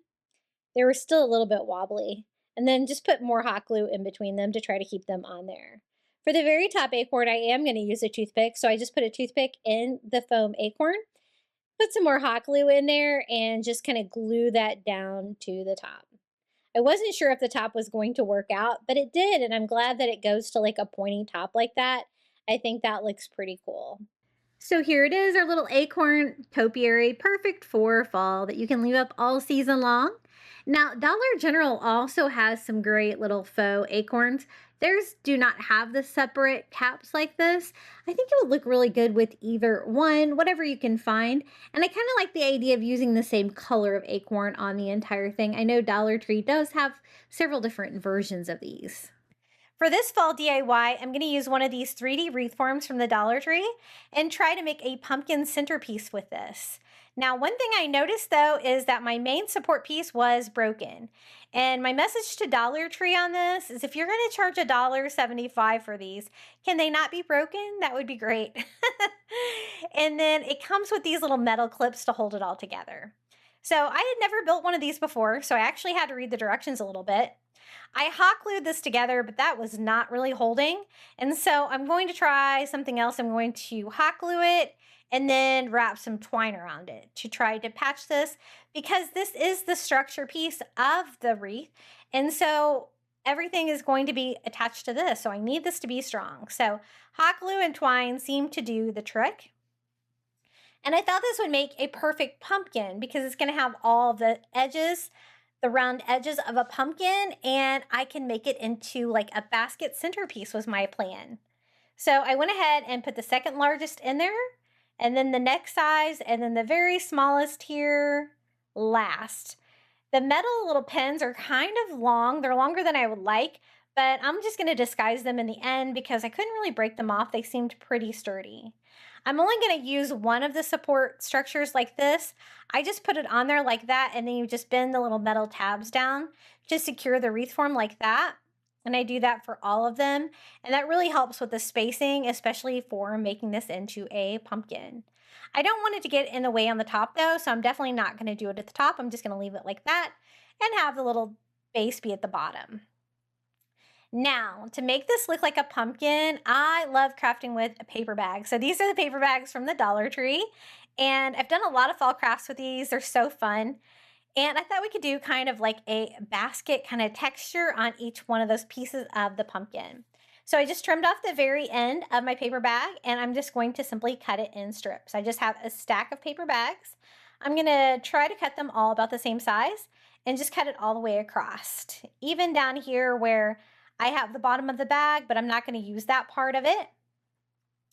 And then I'm going to use these little pieces. I am going to first open them up, rip them open here so I have a long strip, and then you want to wrinkle it all up and wad up the paper. You want to really distress it to get the look of paper crafting with this. And I'm going to start at the very top here of it's going to be a pumpkin. And I add hot glue to like the top part of it. And I am going to kind of simply wad this around it. I definitely still want it to be wrinkled, lots of texture and fun. But I also want it to cover like the entire black wire from the wreath form. And so I just kind of work around that and kind of glue it to itself there on the back a little bit with any excess hot glue, finishing it off here at the bottom. What I want to do is make this look like a pumpkin, which you could just do a pumpkin itself. It would be really cute. I'm going to make mine into a centerpiece. So I'm also going to make it into a little bit of a basket if we can. So same thing with this one. I just took a strip, crumpled it up, hot glued it to the wire of the pumpkin, and I'm going to simply continue doing that same thing all the way around the pumpkin. One thing I tried to do was when I went to weave the bottom of the pumpkin, the first time I tried it, I did try going in with the paper like this and weaving the basket at the bottom with the paper, but I really didn't like how that turned out. So I did figure out another way to make it into a basket. So stay tuned for that. I have made so many fun fall DIYs with paper bags. I made a giant pumpkin wreath for my front door in my last video, and it turned out so cute. I painted it. It was the first time that I'd really painted the paper bags, and that worked out really well. I used to spray paint on it. This one, I'm just going to leave the paper bag. I wanted the brown feel of this, and I wanted to get like a basket feel, kind of a woven feel to this basket. It just makes it look so much more high end than the little wreath form did before. I've always seen these little wreath forms from the Dollar Tree, and I've never really known what to do with them. I didn't really like the idea of adding flowers to them. I guess I've never really seen it done. Maybe it does turn out really cool. I did make sure that you couldn't see any wire there in the back, and I wasn't having any gapping, because when you go to glue this on, you can't really see what's going on there on the other side too much. You're really kind of worried about covering the top and the side pieces of this. But again, I just glue it all on, and then I kind of even crinkle it more as I go. And just a few more pieces, and we will cover this entire thing. And can you kind of see how the pumpkin is coming together with this? I saw this at the store, and I just really thought, oh, I could bet I can make this into some kind of a pumpkin during the fall. You're looking for things shaped like this for sure. And I actually found something kind of similar, a metal pumpkin at Goodwill the other day that I need to figure out how to craft with somehow. I don't shop at Goodwill much. They seem to be a little pricey, especially with their Dollar Tree items. I always laugh. But anymore, they might be the same price as the Dollar Tree. And one more piece, and I'll have this entire thing covered. I'm not too worried about covering the wire there on the inside bottom yet. I can always go in there with more paper to cover that part up. But this is the last one, and I just kind of glue that, crumpling it as I go. And oh, I kind of overlapped all of the bag there on the bottom. Then with my leftover like scrap pieces, I added some hot glue here to the base and the inside just to finish it off a little bit to cover up all that exposed wire. And I just kind of glued it to the side panels, working it through. It does have that like little metal piece that comes up from the bottom, but I'm going to be filling this up with things, so you're not going to be able to see that anyway. And I'm just doing this just because I think it makes it look a little bit better. And I just kind of crisscross on there using that excess paper bag to cover the top of that. And just to make it look a little bit more finished. And I just kind of wrapped it around there. I don't want anything to be really sticking out from it. I just want it to cover anything that was exposed inside there. The very top, I'm going to put a pumpkin stem on there, but I also have that wire sticking out here from the top that I need to disguise. And so I just took a little piece of that paper bag and glued that around that as well, so you don't see any of the wire wreath form anymore. So that looks good to me. I love the shape of this for a pumpkin. It definitely is going to need something a little heavier for a base to make it stand up. And then I decided to use burlap for the basket. Now, this burlap roll from the Dollar Tree is too wide to really kind of go around the curves of this pumpkin. And so I decided to make it smaller just by cutting it in half, making a thinner burlap ribbon. And I did go in there and kind of test this out with paper bags for this part, and I really did not like the way that it looked. The only problem I had with the burlap is it did want to fray a little bit, so I tried to clean it up a little bit before I got started. But what I want to do is weave a very small basket here on the bottom so that I can fill it up with pumpkins for fall and have it be a centerpiece. I just hot glue it under one part of the pumpkin, and I'm weaving it through, so over and under, to create like a little basket weave. And I just went over the very base here next to our base, and I'm going to have it stop here on the back where I started. I just hot glued it to itself right there. And I'm going to do separate rows. So I went ahead and cut the burlap instead of continuing to wind it around. I want everything to be kind of level with the basket. So I just go in here with another piece of that. This time I'm alternating that next one over here that I'm going to go under, gluing it, and I'm weaving the opposite pattern. So if I went under before, I go over this time, and I'm just going to go through and weave a basket. Now, I don't want to cover the entire pumpkin. I really love like kind of the open aspect of this pumpkin DIY. I just wanted to do enough to be able to fill it up with some things. So I did test a couple of different ways. I'm going in here with a third row here, again, alternating which one I started on and just gluing that. I think the burlap works well because it's really the same color as the paper bag and kind of blends it in. It also gives it another fun texture to this DIY. And again, my only problem was the burlap was it wanting to fray on me a little bit. And I just kind of trimmed that off as I went, hoping for no more fraying. I probably should have sealed the burlap with a little Mod Podge before I cut it. That might have helped with the fraying a little bit. And so I'm going to try it like that, but I do end up having to add another row of burlap because it wasn't quite high enough. For the base, I needed something kind of heavy, so I got one of those little chunky wood cutouts from the Dollar Tree, and I'm going to cover the entire thing with some brown floral moss. I think that'll look really pretty for fall. I do leave the center open because that's what I'm going to be gluing the pumpkin to, but I hot glued the moss all around the edges and the sides of this. You could also stain or paint it if that's more your vibe, but I thought this would offer another fun fall touch. And I'm really not going to be putting any kind of filler like this inside the basket itself. I'm going to be filling it up with pumpkins. And so I think that will work. So I just glued it all on, trimming that off to kind of give me a flat bottom on that still. And you could still see a lot of the wood sign through there. So I went through and kind of filled up any holes. One thing about that floral moss from the Dollar Tree is it's all like individual pieces. So you kind of have to glue them all down. But as you can see, you get a really fun, like foresty vibe with it. So I really enjoy crafting with it. And again, I just went around and kind of filled up anywhere where I could see a little bit of wood showing through. Then I added some hot glue to the center of it and set our little pumpkin right on top like that. And so it stands up on its own. It's nice and sturdy, and I won't have to worry about it wobbling back and forth. So that is what it looks like so far. And then for the pumpkin stem, I'm going to make that out of paper bags as well too. So I'm going to make it out of 4 strips. I just take them and start wadding them up as well. I want them to have that same like crinkly paper texture. And I'm going to glue them to each other here. So I start here at the end and start twisting those together. I think I'm going to need that 4th one. So I add one more. So I have a pretty good diameter. I'm not going to add any wire or anything to it. I'm just going to kind of have the paper be the structure itself. I hot glued it and then twisted it like this. I want it to look like a twisty old pumpkin stem, and I want it to kind of go off to the side like that.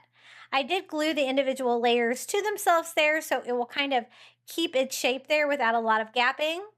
Like that. I want it to kind of go off to the side, kind of like that. And again, I did have to glue it to itself to kind of keep that shape for sure, because it kind of wanted to fall apart on me a little bit. Once I got it put together just the way I like it, I'm going to trim up the edge and we can attach this to the top. I do have a little bit of the wire wreath form showing there, but that is going to be covered up there. With this, I glue this on kind of one side and then have it kind of like go towards the other side, like leaning that way. And I made it a little bit longer than I needed. So I'm going to trim it up a little bit to make it more to scale with a pumpkin. And that worked out really well. Now what we're going to fill it with, we're going to fill it with pumpkins. I have some pumpkins. These are from Walmart. I got these in a big bag with lots of different sizes because I wasn't really happy with Dollar Tree's selection of big pumpkins. They come like this. I also got them in white. From Walmart, I will try to remember to post links to these. I think I can link them to the YouTube video too. I got them at walmart.com. They shipped them to my house. So I have orange pumpkins, I have white pumpkins, and then I also want to do my 3rd color that I'm crafting with today, which is the mint green. For these, these were the $3 pumpkin garland, the flocked pumpkins from Dollar Tree. You do have to try to get the string off of them without tearing up the pumpkin, which can be a little bit challenging, but we're going to try to make that work. I had 3 of the orange, I had 3 of the white, and so I'm going to do 3 of the mint green, I think. And I did have some difficulty getting these off. I don't know why they have those glued in there so well, I guess to try to make it not fall apart, but the pumpkin itself is so cute with that flocked material. and the color is perfect. Some of them came apart a little bit easier than others, like that one did. And that's when I realized, you know, they're all falling out. So I didn't do my basket high enough. Again, I wanted it to not really look like the whole thing is covered with a basket, but it's definitely going to need another row of the burlap to be able to hold 9 pumpkins inside for sure. I tried it with less pumpkins and I didn't really like it as well. So definitely going to add to this, which is no problem. I can just use some more of the burlap roll and cut that down to size. And again, you could really use any kind of ribbon for this too. And I'm thinking even rope might work as well if you don't have any burlap available. But I'm going to go in there and go in with just one more row here. So I think I had done 3 before, so a total of 4. And again, just gluing it on the back of one, alternating. And again, I still get that open pumpkin concept that I was going for this, but I definitely need the functionality of the sides so the pumpkins don't fall all over the table every time somebody breathes on it. So that should solve that problem. The other thing, I noticed the pumpkins are really white and I wanted them to be ivory. So I just went over them with 1 coat of ivory paint just to make these go with my color scheme a little bit better. I do like that the pumpkin stems on these are already kind of distressed. I like that look. And I like that the little orange pumpkins are kind of two-tone too. I think that's really cute. And I love how all these colors work together. So I took the 3 white ones, just painted them ivory, which was definitely easy to do since they were already white. I was just disappointed with the Dollar Tree Plus's price on their medium-sized pumpkins. And so that is why I went through Walmart to try to get some bigger foam pumpkins, because I wasn't having any luck at Dollar Tree or Dollar General this year. They just want too much for them, I think. Now to fill it up, let's test out our little higher basket and see if it's going to work better this time with our 9 pumpkins. And I'm trying to alternate the colors as I add them in there so it looks like a good variety of colors, and that works so much better. I'm going to finish my little pumpkin basket off with some fall leaves here at the top instead of a pumpkin leaf. I'm going to use this fall garland. It has some beautiful oak leaves on there, and I just left them together like that, hot gluing that to the pumpkin stem so I have a little orange leaf coming off both sides. Like that. I think that looks perfect. And this DIY is complete, our little pumpkin basket using that 3D wreath form from the Dollar Tree. Let me show you how this turned out. I love the idea of using paper bags for crafting. It gave me a really fun texture on this. And filling it up with little pumpkins inside is really fun. I did notice that making the basket at the bottom that I did there with the burlap was really crucial to keep everything included in the centerpiece. We're just using one of the fall wood rounds. This one has like the pumpkin on the bottom over to the left a little bit. I think they have a couple different variations of these. Any of them would probably work. I do want to stain it since it is made out of wood, so I don't want it to be really dark though. So what I'm doing is I'm diluting some Antique Wax by Waverly with some water. And the first time I do that, I don't think I added enough Antique Wax by Waverly because I want it to be lighter, but I want it to kind of look almost like driftwood. So I'm going to add a little bit more. And I wanted to stain this sign instead of painting it, just because it is made out of wood. You're going to get that beautiful wood grain. And I just go over everything, including kind of have to switch to a brush to kind of get in the pumpkin there. And I just go over everything with that stain, and then I wipe it off with a paper towel. You can see that beautiful wood grain coming through. I love that. That looks so pretty. And this is going to be a really easy fall sign DIY. I absolutely love how it turned out. For the little bump out pumpkin, the best way I've found to paint that is just to use a paint pen. So I'm just using a Posca white paint pen and just going over this. Now, since I stained everything, that darker stain does want to come through the white a little bit. And I really want the white to pop because I'm also going to have some white writing on this sign. So I do have to go over this a couple of times just to get it bright white. Like right now it looks white, but once I dry it, you can see it kind of faded a little bit. So I'm just going to go over it again. And I want to paint this the white, and then I also want to have some blue in there for coastal fall. So all of the greenery above and below, I'm also going to paint. You can still see the etching through the stain, so it's really easy to, just like a coloring book, I just go in with my paint pen. I chose like a beachy blue color, and I am just going to fill in everything that you see.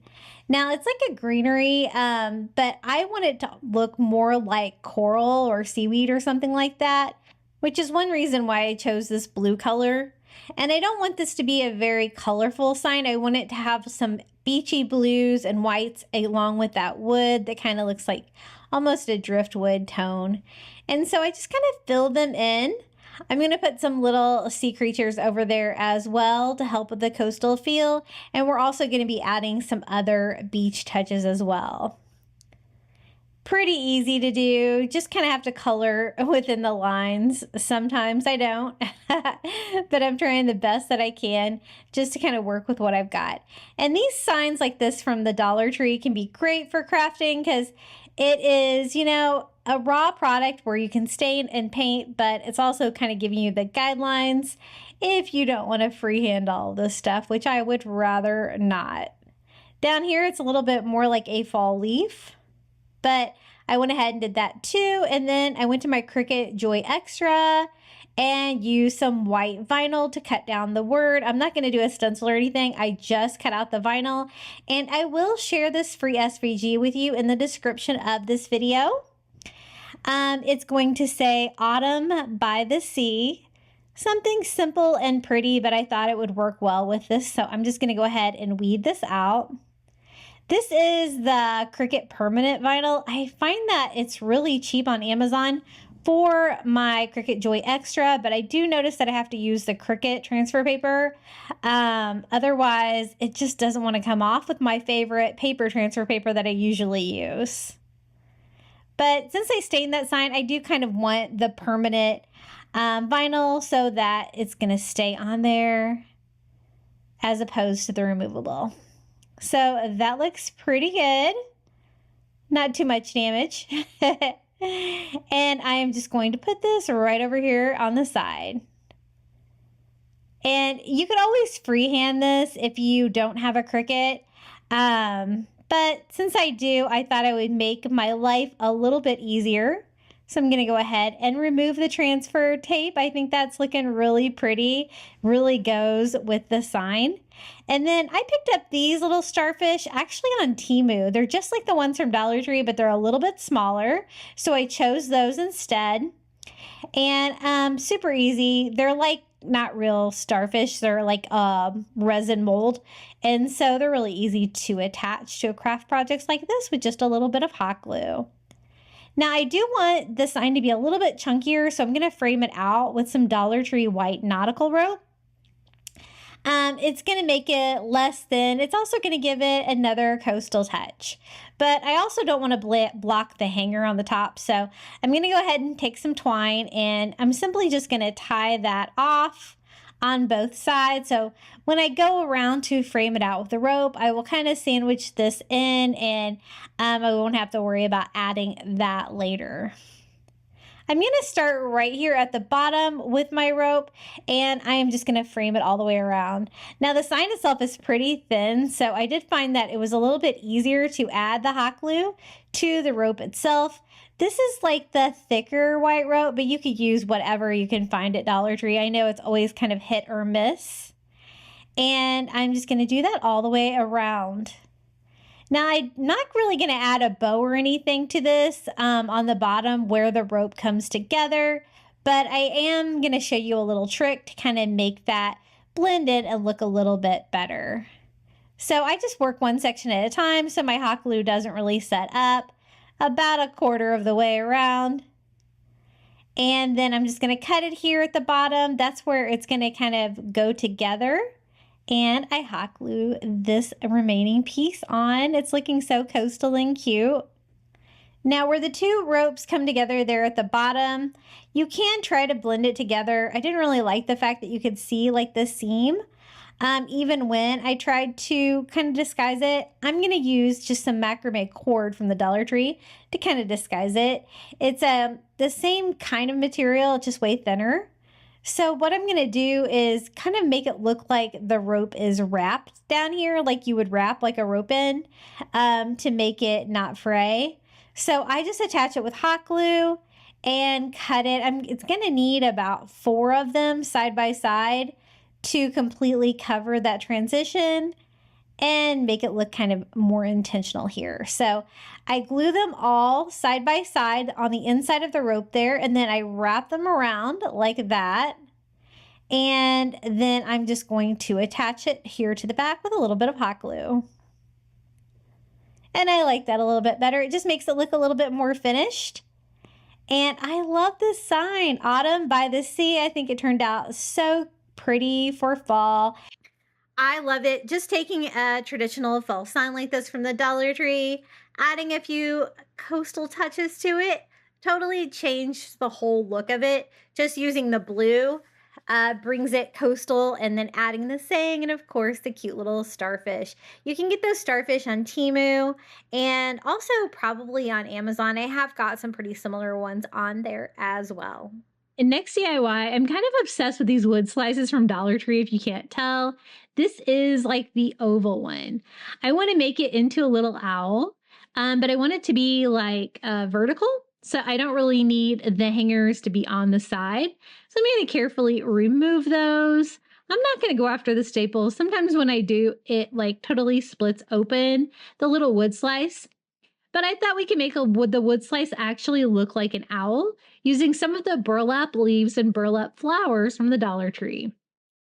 So the first thing I do is just loop some twine to make a little hanger for the back. I'm going to use my staple gun to staple that on there so we have a nice thick piece of wood. And then flowers for owl eyes. I thought maybe we could do that with some of these little burlap flowers from the Dollar Tree. I love these things. I think they're so cool. And then for all of the feathers on the owl, I thought we could use these little burlap leaves. They come in like tan and ivory color, and they come in 2 different sizes. And we're going to just piece those together. Now for the eyes on mine, I chose tan burlap flowers for each eye. I think they're going to be about the perfect size. I don't use the little plastic double-sided tape that they come with. I'm just going to hot glue mine on. And then for the body of the owl, I thought I'd switch it up and do like the ivory burlap by switching up the different sizes and shapes to do like little owl scales, feather scales down the front. So like this row, I can fit about 3 of the smaller ones.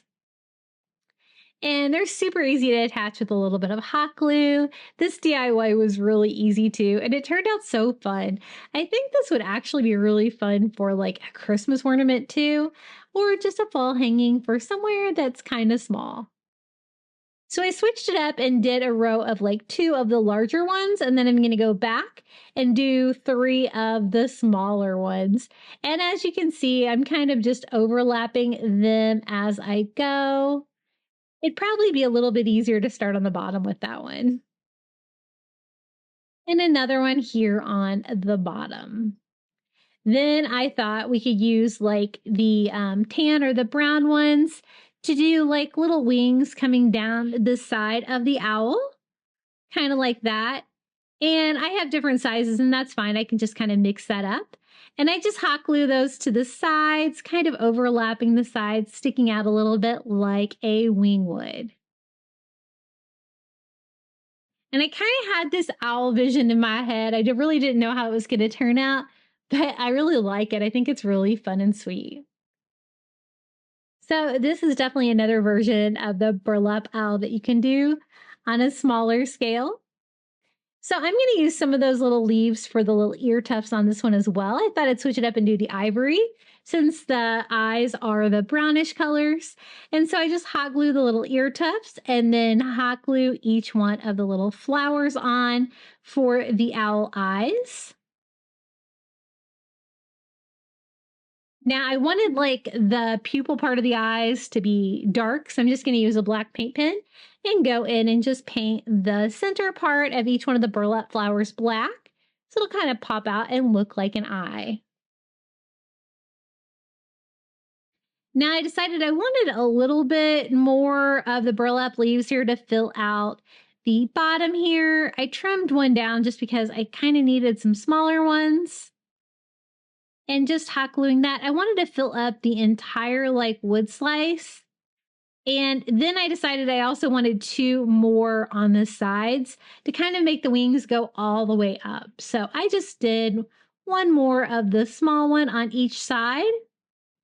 And this little owl DIY is looking really cute. The only thing he needs is a little owl beak. So again, I'm going to use one of those little orange burlap leaves from the Dollar Tree and just cut down a triangular beak for this little guy and hot glue it on with one end right underneath the eyes. And he is complete. I think he's really precious. Wouldn't this make like a really cute like Christmas ornament too? Because I love owls for winter too. This was one DIY that my college son stole for his room. His mascot were the burrowing owls, so he thought it was really cute and he had to have it. And it was a nice small sign that he could hang in his room. Really fun. And I love creating with burlap. You could always cut out the leaves yourself if you can't find any. Now, I designed this autumn flower market design. I will share my free printable with you in the description below. And I printed it out on 8.5 by 11, just regular size cardstock, which is almost exactly the right size to this Dollar Tree sign. It just required a little bit of trimming to get it to fit down inside that frame. And I guess I've never really realized that that was exactly the same size as a sheet of paper. So I'm just trimming it down in little pieces. Some of you guys have asked in the comments why I don't use paper cutter, and I really do have a paper cutter. I just don't know where it is. I think it's buried somewhere on my workbench out in the garage. I need to find it though, because it would make my life easier, right? So I do a fairly thick coat of Mod Podge all over that back sign and just lay my cardstock down right on top. One reason I like to Mod Podge cardstock is it's nice and thick. You don't get any wrinkles or anything like that. So I got it in there, I dried it, and then I just went over the top of it with more Mod Podge. What a quick, easy little sunflower sign. I love the idea of an autumn flower market. I thought we could take it up a notch though. Let's add some more sunflowers to it. So I found this fall floral pick, and this is from the Dollar Tree. It has like I'm going to use like the sunflower on there and some of the greenery and just kind of put that in the corner there that's kind of not really have anything in it. I do always remove like the hanger that I don't need on those Dollar Tree signs because you can kind of see them if you're not going to be hanging with that one. So just kind of dismantling this pick to kind of see what I wanted to use out of it. I really like those little like branches. And I really like the fall leaves. So I'm going to use the 2 branches, just hot gluing those right in the corner, as well as the orange fall leaves, kind of peeking out over it. And then we can just top it off with a sunflower. And it just really kind of brought the sign to life. You could totally do it without the addition of the flowers, but it added a little something, I think, and I will share that free printable with you below. Super easy way to make a fall DIY. I love the watercolor look to this. It was a really fun touch in my kitchen area for fall. I like the idea of combining autumn and the flower market. Flower market doesn't just have to be for like spring decor or summer. It can also be for fall and turn out really cool. And anytime I can add some little 3D details on there, I love it. Now for the next DIY, I picked up one of these pumpkins. These are new this year. Aren't these really nice? They're nice and chunky. They definitely stand up on their own because they are nice and heavy. I'm just going to remove the bow, the leaf, and flip mine over. I decided it would probably be easier to remake the back of mine than try to cover up the front and worry about the sign and stuff on there that I have to pop off. So I'll just make this a 2-sided sign. All I had to do was remove that sticky sticker on the back, and then it's ready to paint. Now, I didn't really have any paint in the color of teal, so we're going to kind of mix it by mixing some turquoise and just some like lake blue color. And the sides are already that color, so it's going to be really easy DIY. I'm just going to go over the whole thing, the stem and the pumpkin with that teal color. And I'm going to do a couple of coats because it's kind of hard to cover the back of those Dollar Tree signs like that. It's kind of that MDF material. It's a little bit harder to paint. But I probably should have made sure that I got it a little bit more dry than I did because I'm going to use that self-adhesive stencil and they're a little bit stickier than I remember. But I did do 2 coats and I did dry it with my heat gun. And this little one is so cute. I've used this a couple times in other fall DIYs. I love this print. It's kind of like a wallpaper of fall image. And it's just a giant sticker. It's a little bit larger than the pumpkin, so I think it's going to work perfectly. I'm just going to kind of line it up here with the bottom kind of having it slightly cut off on the sides. And it covers everything except for the stem of the pumpkin, so I think that's going to be perfect. Now for the pattern, I just use a Dollar Tree stencil dauber and some ivory paint. I'm just going to go over it with 1 coat. I was a little worried about the stencil adhesive on that, so once I got that painted, I just gave it a quick dry with my heat gun and peeled it off quickly to try to minimize any paint damage. And as you can see, I did have some paint damage, but I think we can salvage it because I did want to add something to it anyway, so I think that's going to work. And I want it to look really coastal for the coastal farmhouse vibe, so just using a standing sponge from the Dollar Tree, I just go all over it to kind of rough it up a little bit. But look how beautiful that pattern is. I think it looks so much better on this side. Now, I wanted something coastal to add to it, so I'm going to use a Dollar Tree sand dollar. Again, these are a little bit tinted gray, so I'm just going to give mine a makeover with a little ivory paint. And then we can just attach that sand dollar to the front. You won't be able to see the area that got damaged by the stencil, but be careful with those self-adhesive stencils from the Dollar Tree. They're a little bit stickier than you would think they would be. So I'm just going to glue mine right on top. It's going to make this a little bit off-centered for where I would probably normally put it, but not too bad. At least it's centered, right? And then I didn't really have enough of that stencil pattern to cover the stem of the pumpkin, so I do want to go back and kind of decorate that as well. But basically, I think that great fall design that we hand painted on there, combined with the little sand dollar, makes it really beachy and fun. Now, this is some of the Shore Living twine I've been using today. It's the brown and the white. It's kind of like a baker's twine. You can kind of use whatever you have. I just tied mine around the little pumpkin stem, and then we're just going to simply wrap that around to cover the entire stem. Now, the sides of it are already teal, so it goes perfectly with the little pumpkin that we DIY'd. This one was quick and easy, but a fun DIY for Thanksgiving, especially if you're going for the coastal theme. I'm just going to hot glue that once I got it all covered and trim off the excess. And then I thought just a final touch to the top. It already had this little raffia bow on the leaf that was on the other side, so we might as well use it. I think that will look really cute. I just take it off the leaf and hot glue that right there to the pumpkin stem, and this DIY is complete. I think it's so beachy and fun. I absolutely love that fall pattern. So remember, when you find some completed items like this in the seasonal section, like a pumpkin, you can always DIY it and make it your own, and I think even make it more beautiful. A lot of times the paper is glossy, that it's printed on, the signs and stuff like that, but when you hand paint a sign like this, I love it. Now for the next item, we're going to do a fall tier tray. My theme for this tier tray is green and orange, and I think it turned out so pretty for fall. Okay, the next tier tray, we're actually going to put it together. This is a tier tray that I have in my Amazon shop listed below. I love the rectangular tier trays, and this one is great because it's white. And it's distressed, so it goes great with like coastal farmhouse. I wanted to show you how easy it is to put these together. I've bought a couple of these off Amazon. They're not too expensive, and I think it's easier, better quality than trying to make them myself, because I always love a big tier tray because I can fit some larger items on it. So that's all there is to it. You just have to follow the directions, put the pieces on in order, and screw the nut on the bottom, and we have a tier tray. This one I bought for my kitchen. It works perfect on my kitchen counter. I can kind of sit it over in the corner, and that is what we are decorating today for a fall tier tray.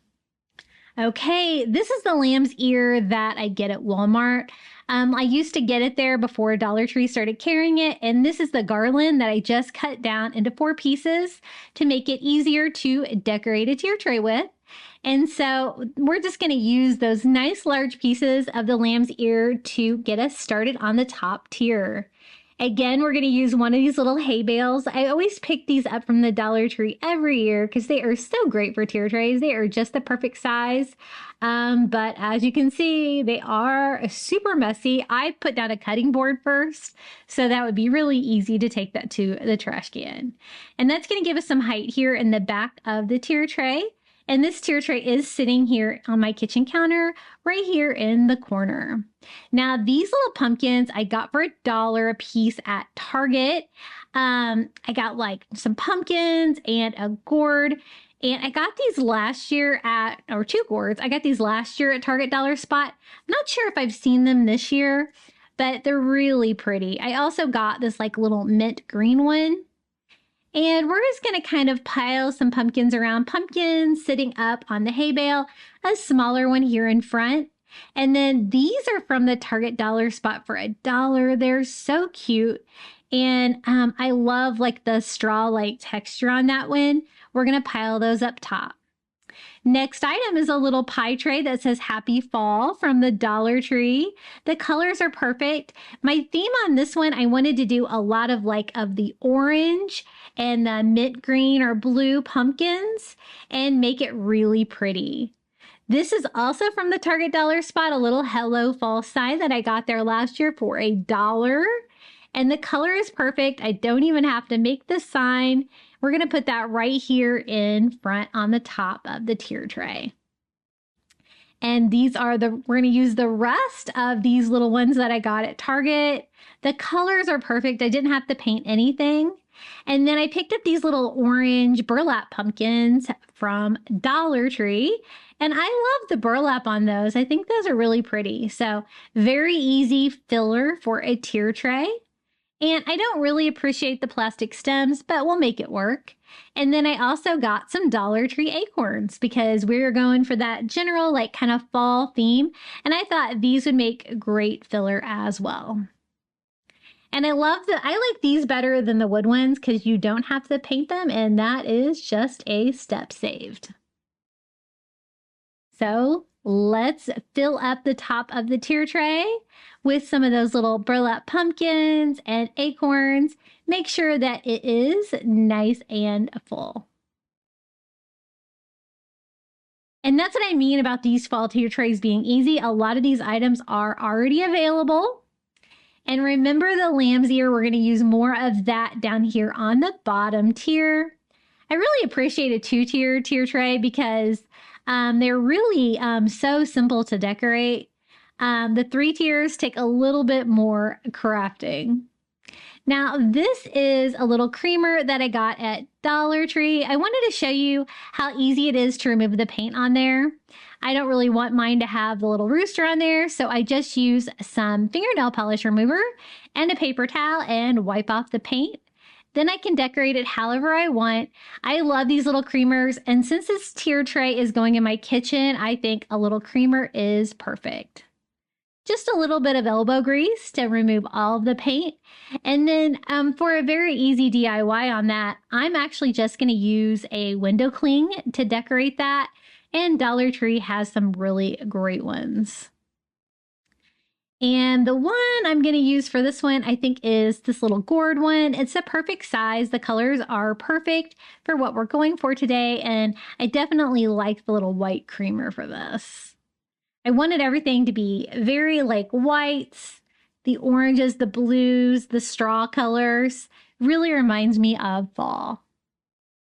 Now, I just went ahead and put it on there on its own, and it didn't want to stick too well, so I took a baby wipe to get it a little bit wet, the ceramic, and then it stuck on there way better because I just wanted a very temporary solution on there so that I could always reuse this creamer for another tier tray.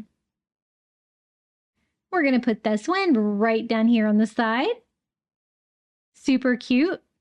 And I also have some more of these. I have this gourd left from Target Dollar Spot. We're going to kind of sit that one there next to it, which kind of matches it. Now for the next DIY, I'm going to use one of these little wood bins, I guess, from the Dollar Tree. And I'm just going to remove the little metal label holder on this.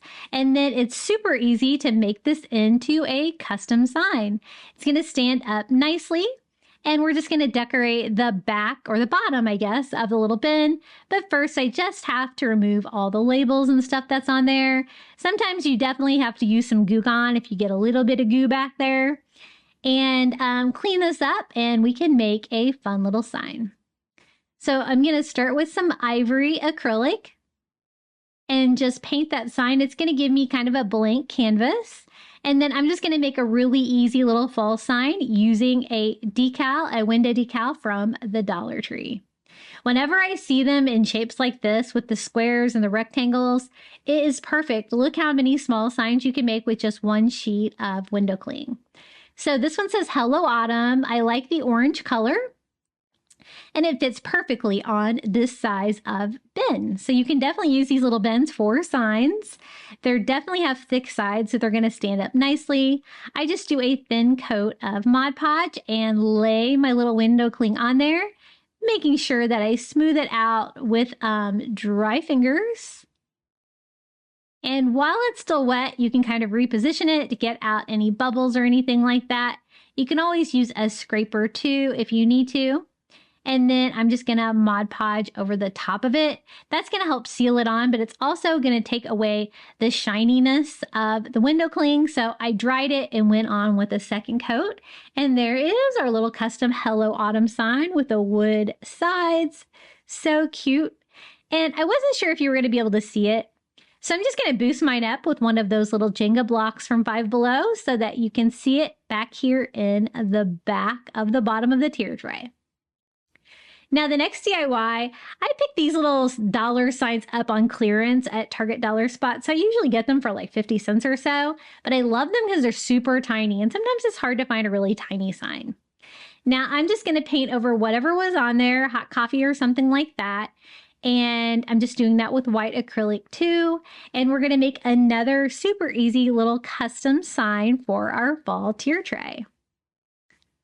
Again, a layer of Mod Podge first, and then I can just peel and stick the little window decal that I want right on the front. And for this one, I thought we would do the greenish color. So this one says sweater weather and pumpkin spice, please. It's a tiny bit too big, but no big deal. You can always just trim them down to size and smooth that out. And we have another super easy little custom sign. I always seal them though with Mod Podge because I don't want that shiny plastic feel of the decal for sure. And I don't want them falling off. And I love how like that mint green color and the oranges work really well with this, especially on a white tier tray. It really makes them pop.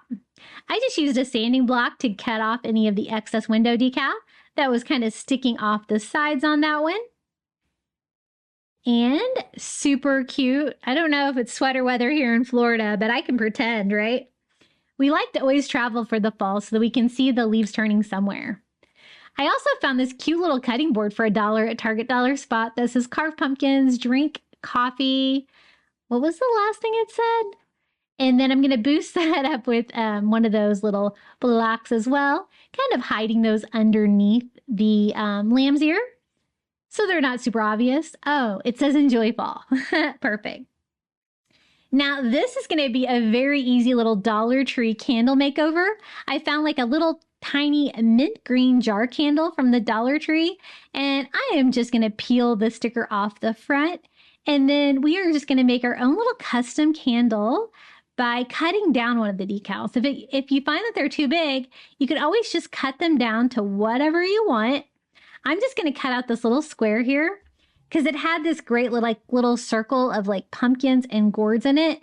And I really just want the circle. I kind of wanted to look like a little stamp for the front of the candle. And since it's a glass candle and this is a window decal, all you have to do is peel and stick this on the candle. Super easy. So even if your decals are way too big, you can always use pieces of them just like this. And it's such a faster way to DIY than having to make your own for sure. So I just smoothed that on the front. The color is perfect. And I love these little jar candles. I think they're so cute. I'm going to put this one right here in front of the little cutting board sign. And then I also got this little, is it a pumpkin or an apple? Sign from the Target dollar spot for $1. And I just took the tag off the back, and I thought we'd use these great rub-on transfers from the Dollar Tree to decorate it. The colors are perfect for what we were going for. The blue or the green, white, and orange pumpkins. And I thought this little 3 pumpkins would be great. I just peel and stick this on this little blank sign. I think it's actually an apple, but that's okay. It had the perfect mint green sides, so I thought it would work well for this. Maybe it'll look like a pumpkin now that we're adding a pumpkin to it, right? And as you can see, this tier tray was so easy to put together too, with just some items from the Dollar Tree and the Dollar Spot. Don't sleep on the Dollar Spot. Sometimes they have stuff cheaper than the Dollar Tree, like this one. Super cute and easy. And we're just going to put that in the front because he's kind of a little guy right there. And then I also got this pumpkin. I love this green pumpkin at the Target dollar spot for $3. It's that same like raffia wrapped, but it's like dyed this like mint green color. And it's got like a twine pumpkin stem. So cute. And I'm going to put that little find right over here to fill out the bottom of the tier tray. Trying to move everything around so that I can make sure that I can see it. We're going to use some of those vine balls this time, the ones that are in tan from the Dollar Tree, for a little filler on this one as well. The color works perfectly. Just kind of pile those around anywhere where I think we might need one. And then some more of the burlap pumpkins that we used for filler on the top. I'm going to kind of scatter those around the tier tray as well. I hope you're getting lots of fun crafting inspiration for your fall tier tray in today's video. Now, I also decided to use some of these little burlap pumpkins from the Dollar Tree by removing the clips on the bottom of them. And I think maybe I need one right about here. Pumpkins are perfect for fall filler because it totally goes with your theme and they come in all different sizes. And then remember, we also have the acorns that we used for filler on the top. We are going to use those for fillers here on the bottom too, just sprinkling those kind of all over. They're nice and small. And this is how the completed fall tier tray turned out. I displayed this in my kitchen. I have like a corner on my counter that doesn't get a lot of use, so decorating it for fall is always perfect. Lots of fun little signs. I love getting the window decals to make like the smaller signs like that. Just really inexpensive way. Anytime you can find some smaller signs like I found at Target dollar spot, it's always a good idea to grab them, especially on clearance, because you can kind of remake them and kind of make them for whatever season you are crafting for. I love all the different colors and textures there on the different like pumpkins and gourds. And I think this is really pretty. This is one tier tray that you could leave up all fall, even through Thanksgiving for sure. I don't know if it's ever sweater weather here in Florida, but maybe one day a year. But I really love how this turned out, and I wanted to share this one with you as well. I hope you enjoyed these 30 fall Dollar Tree DIYs. Please let me know your favorite down in the comments below, or just come say hello. I love reading your comments. This is my QR code over there that you can scan with your phone if you would like to buy me a coffee. I really appreciate it, and I hope you enjoy the final reveal.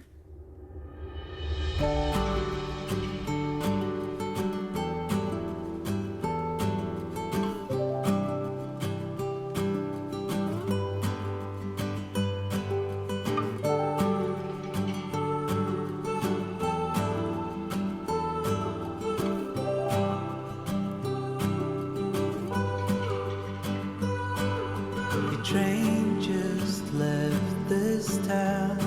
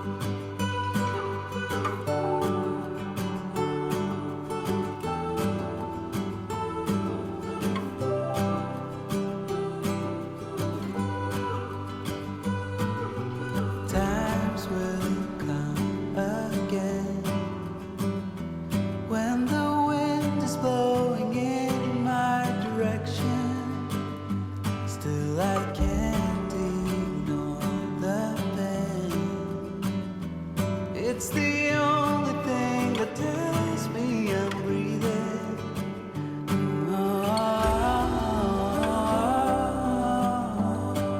I lost you from the start.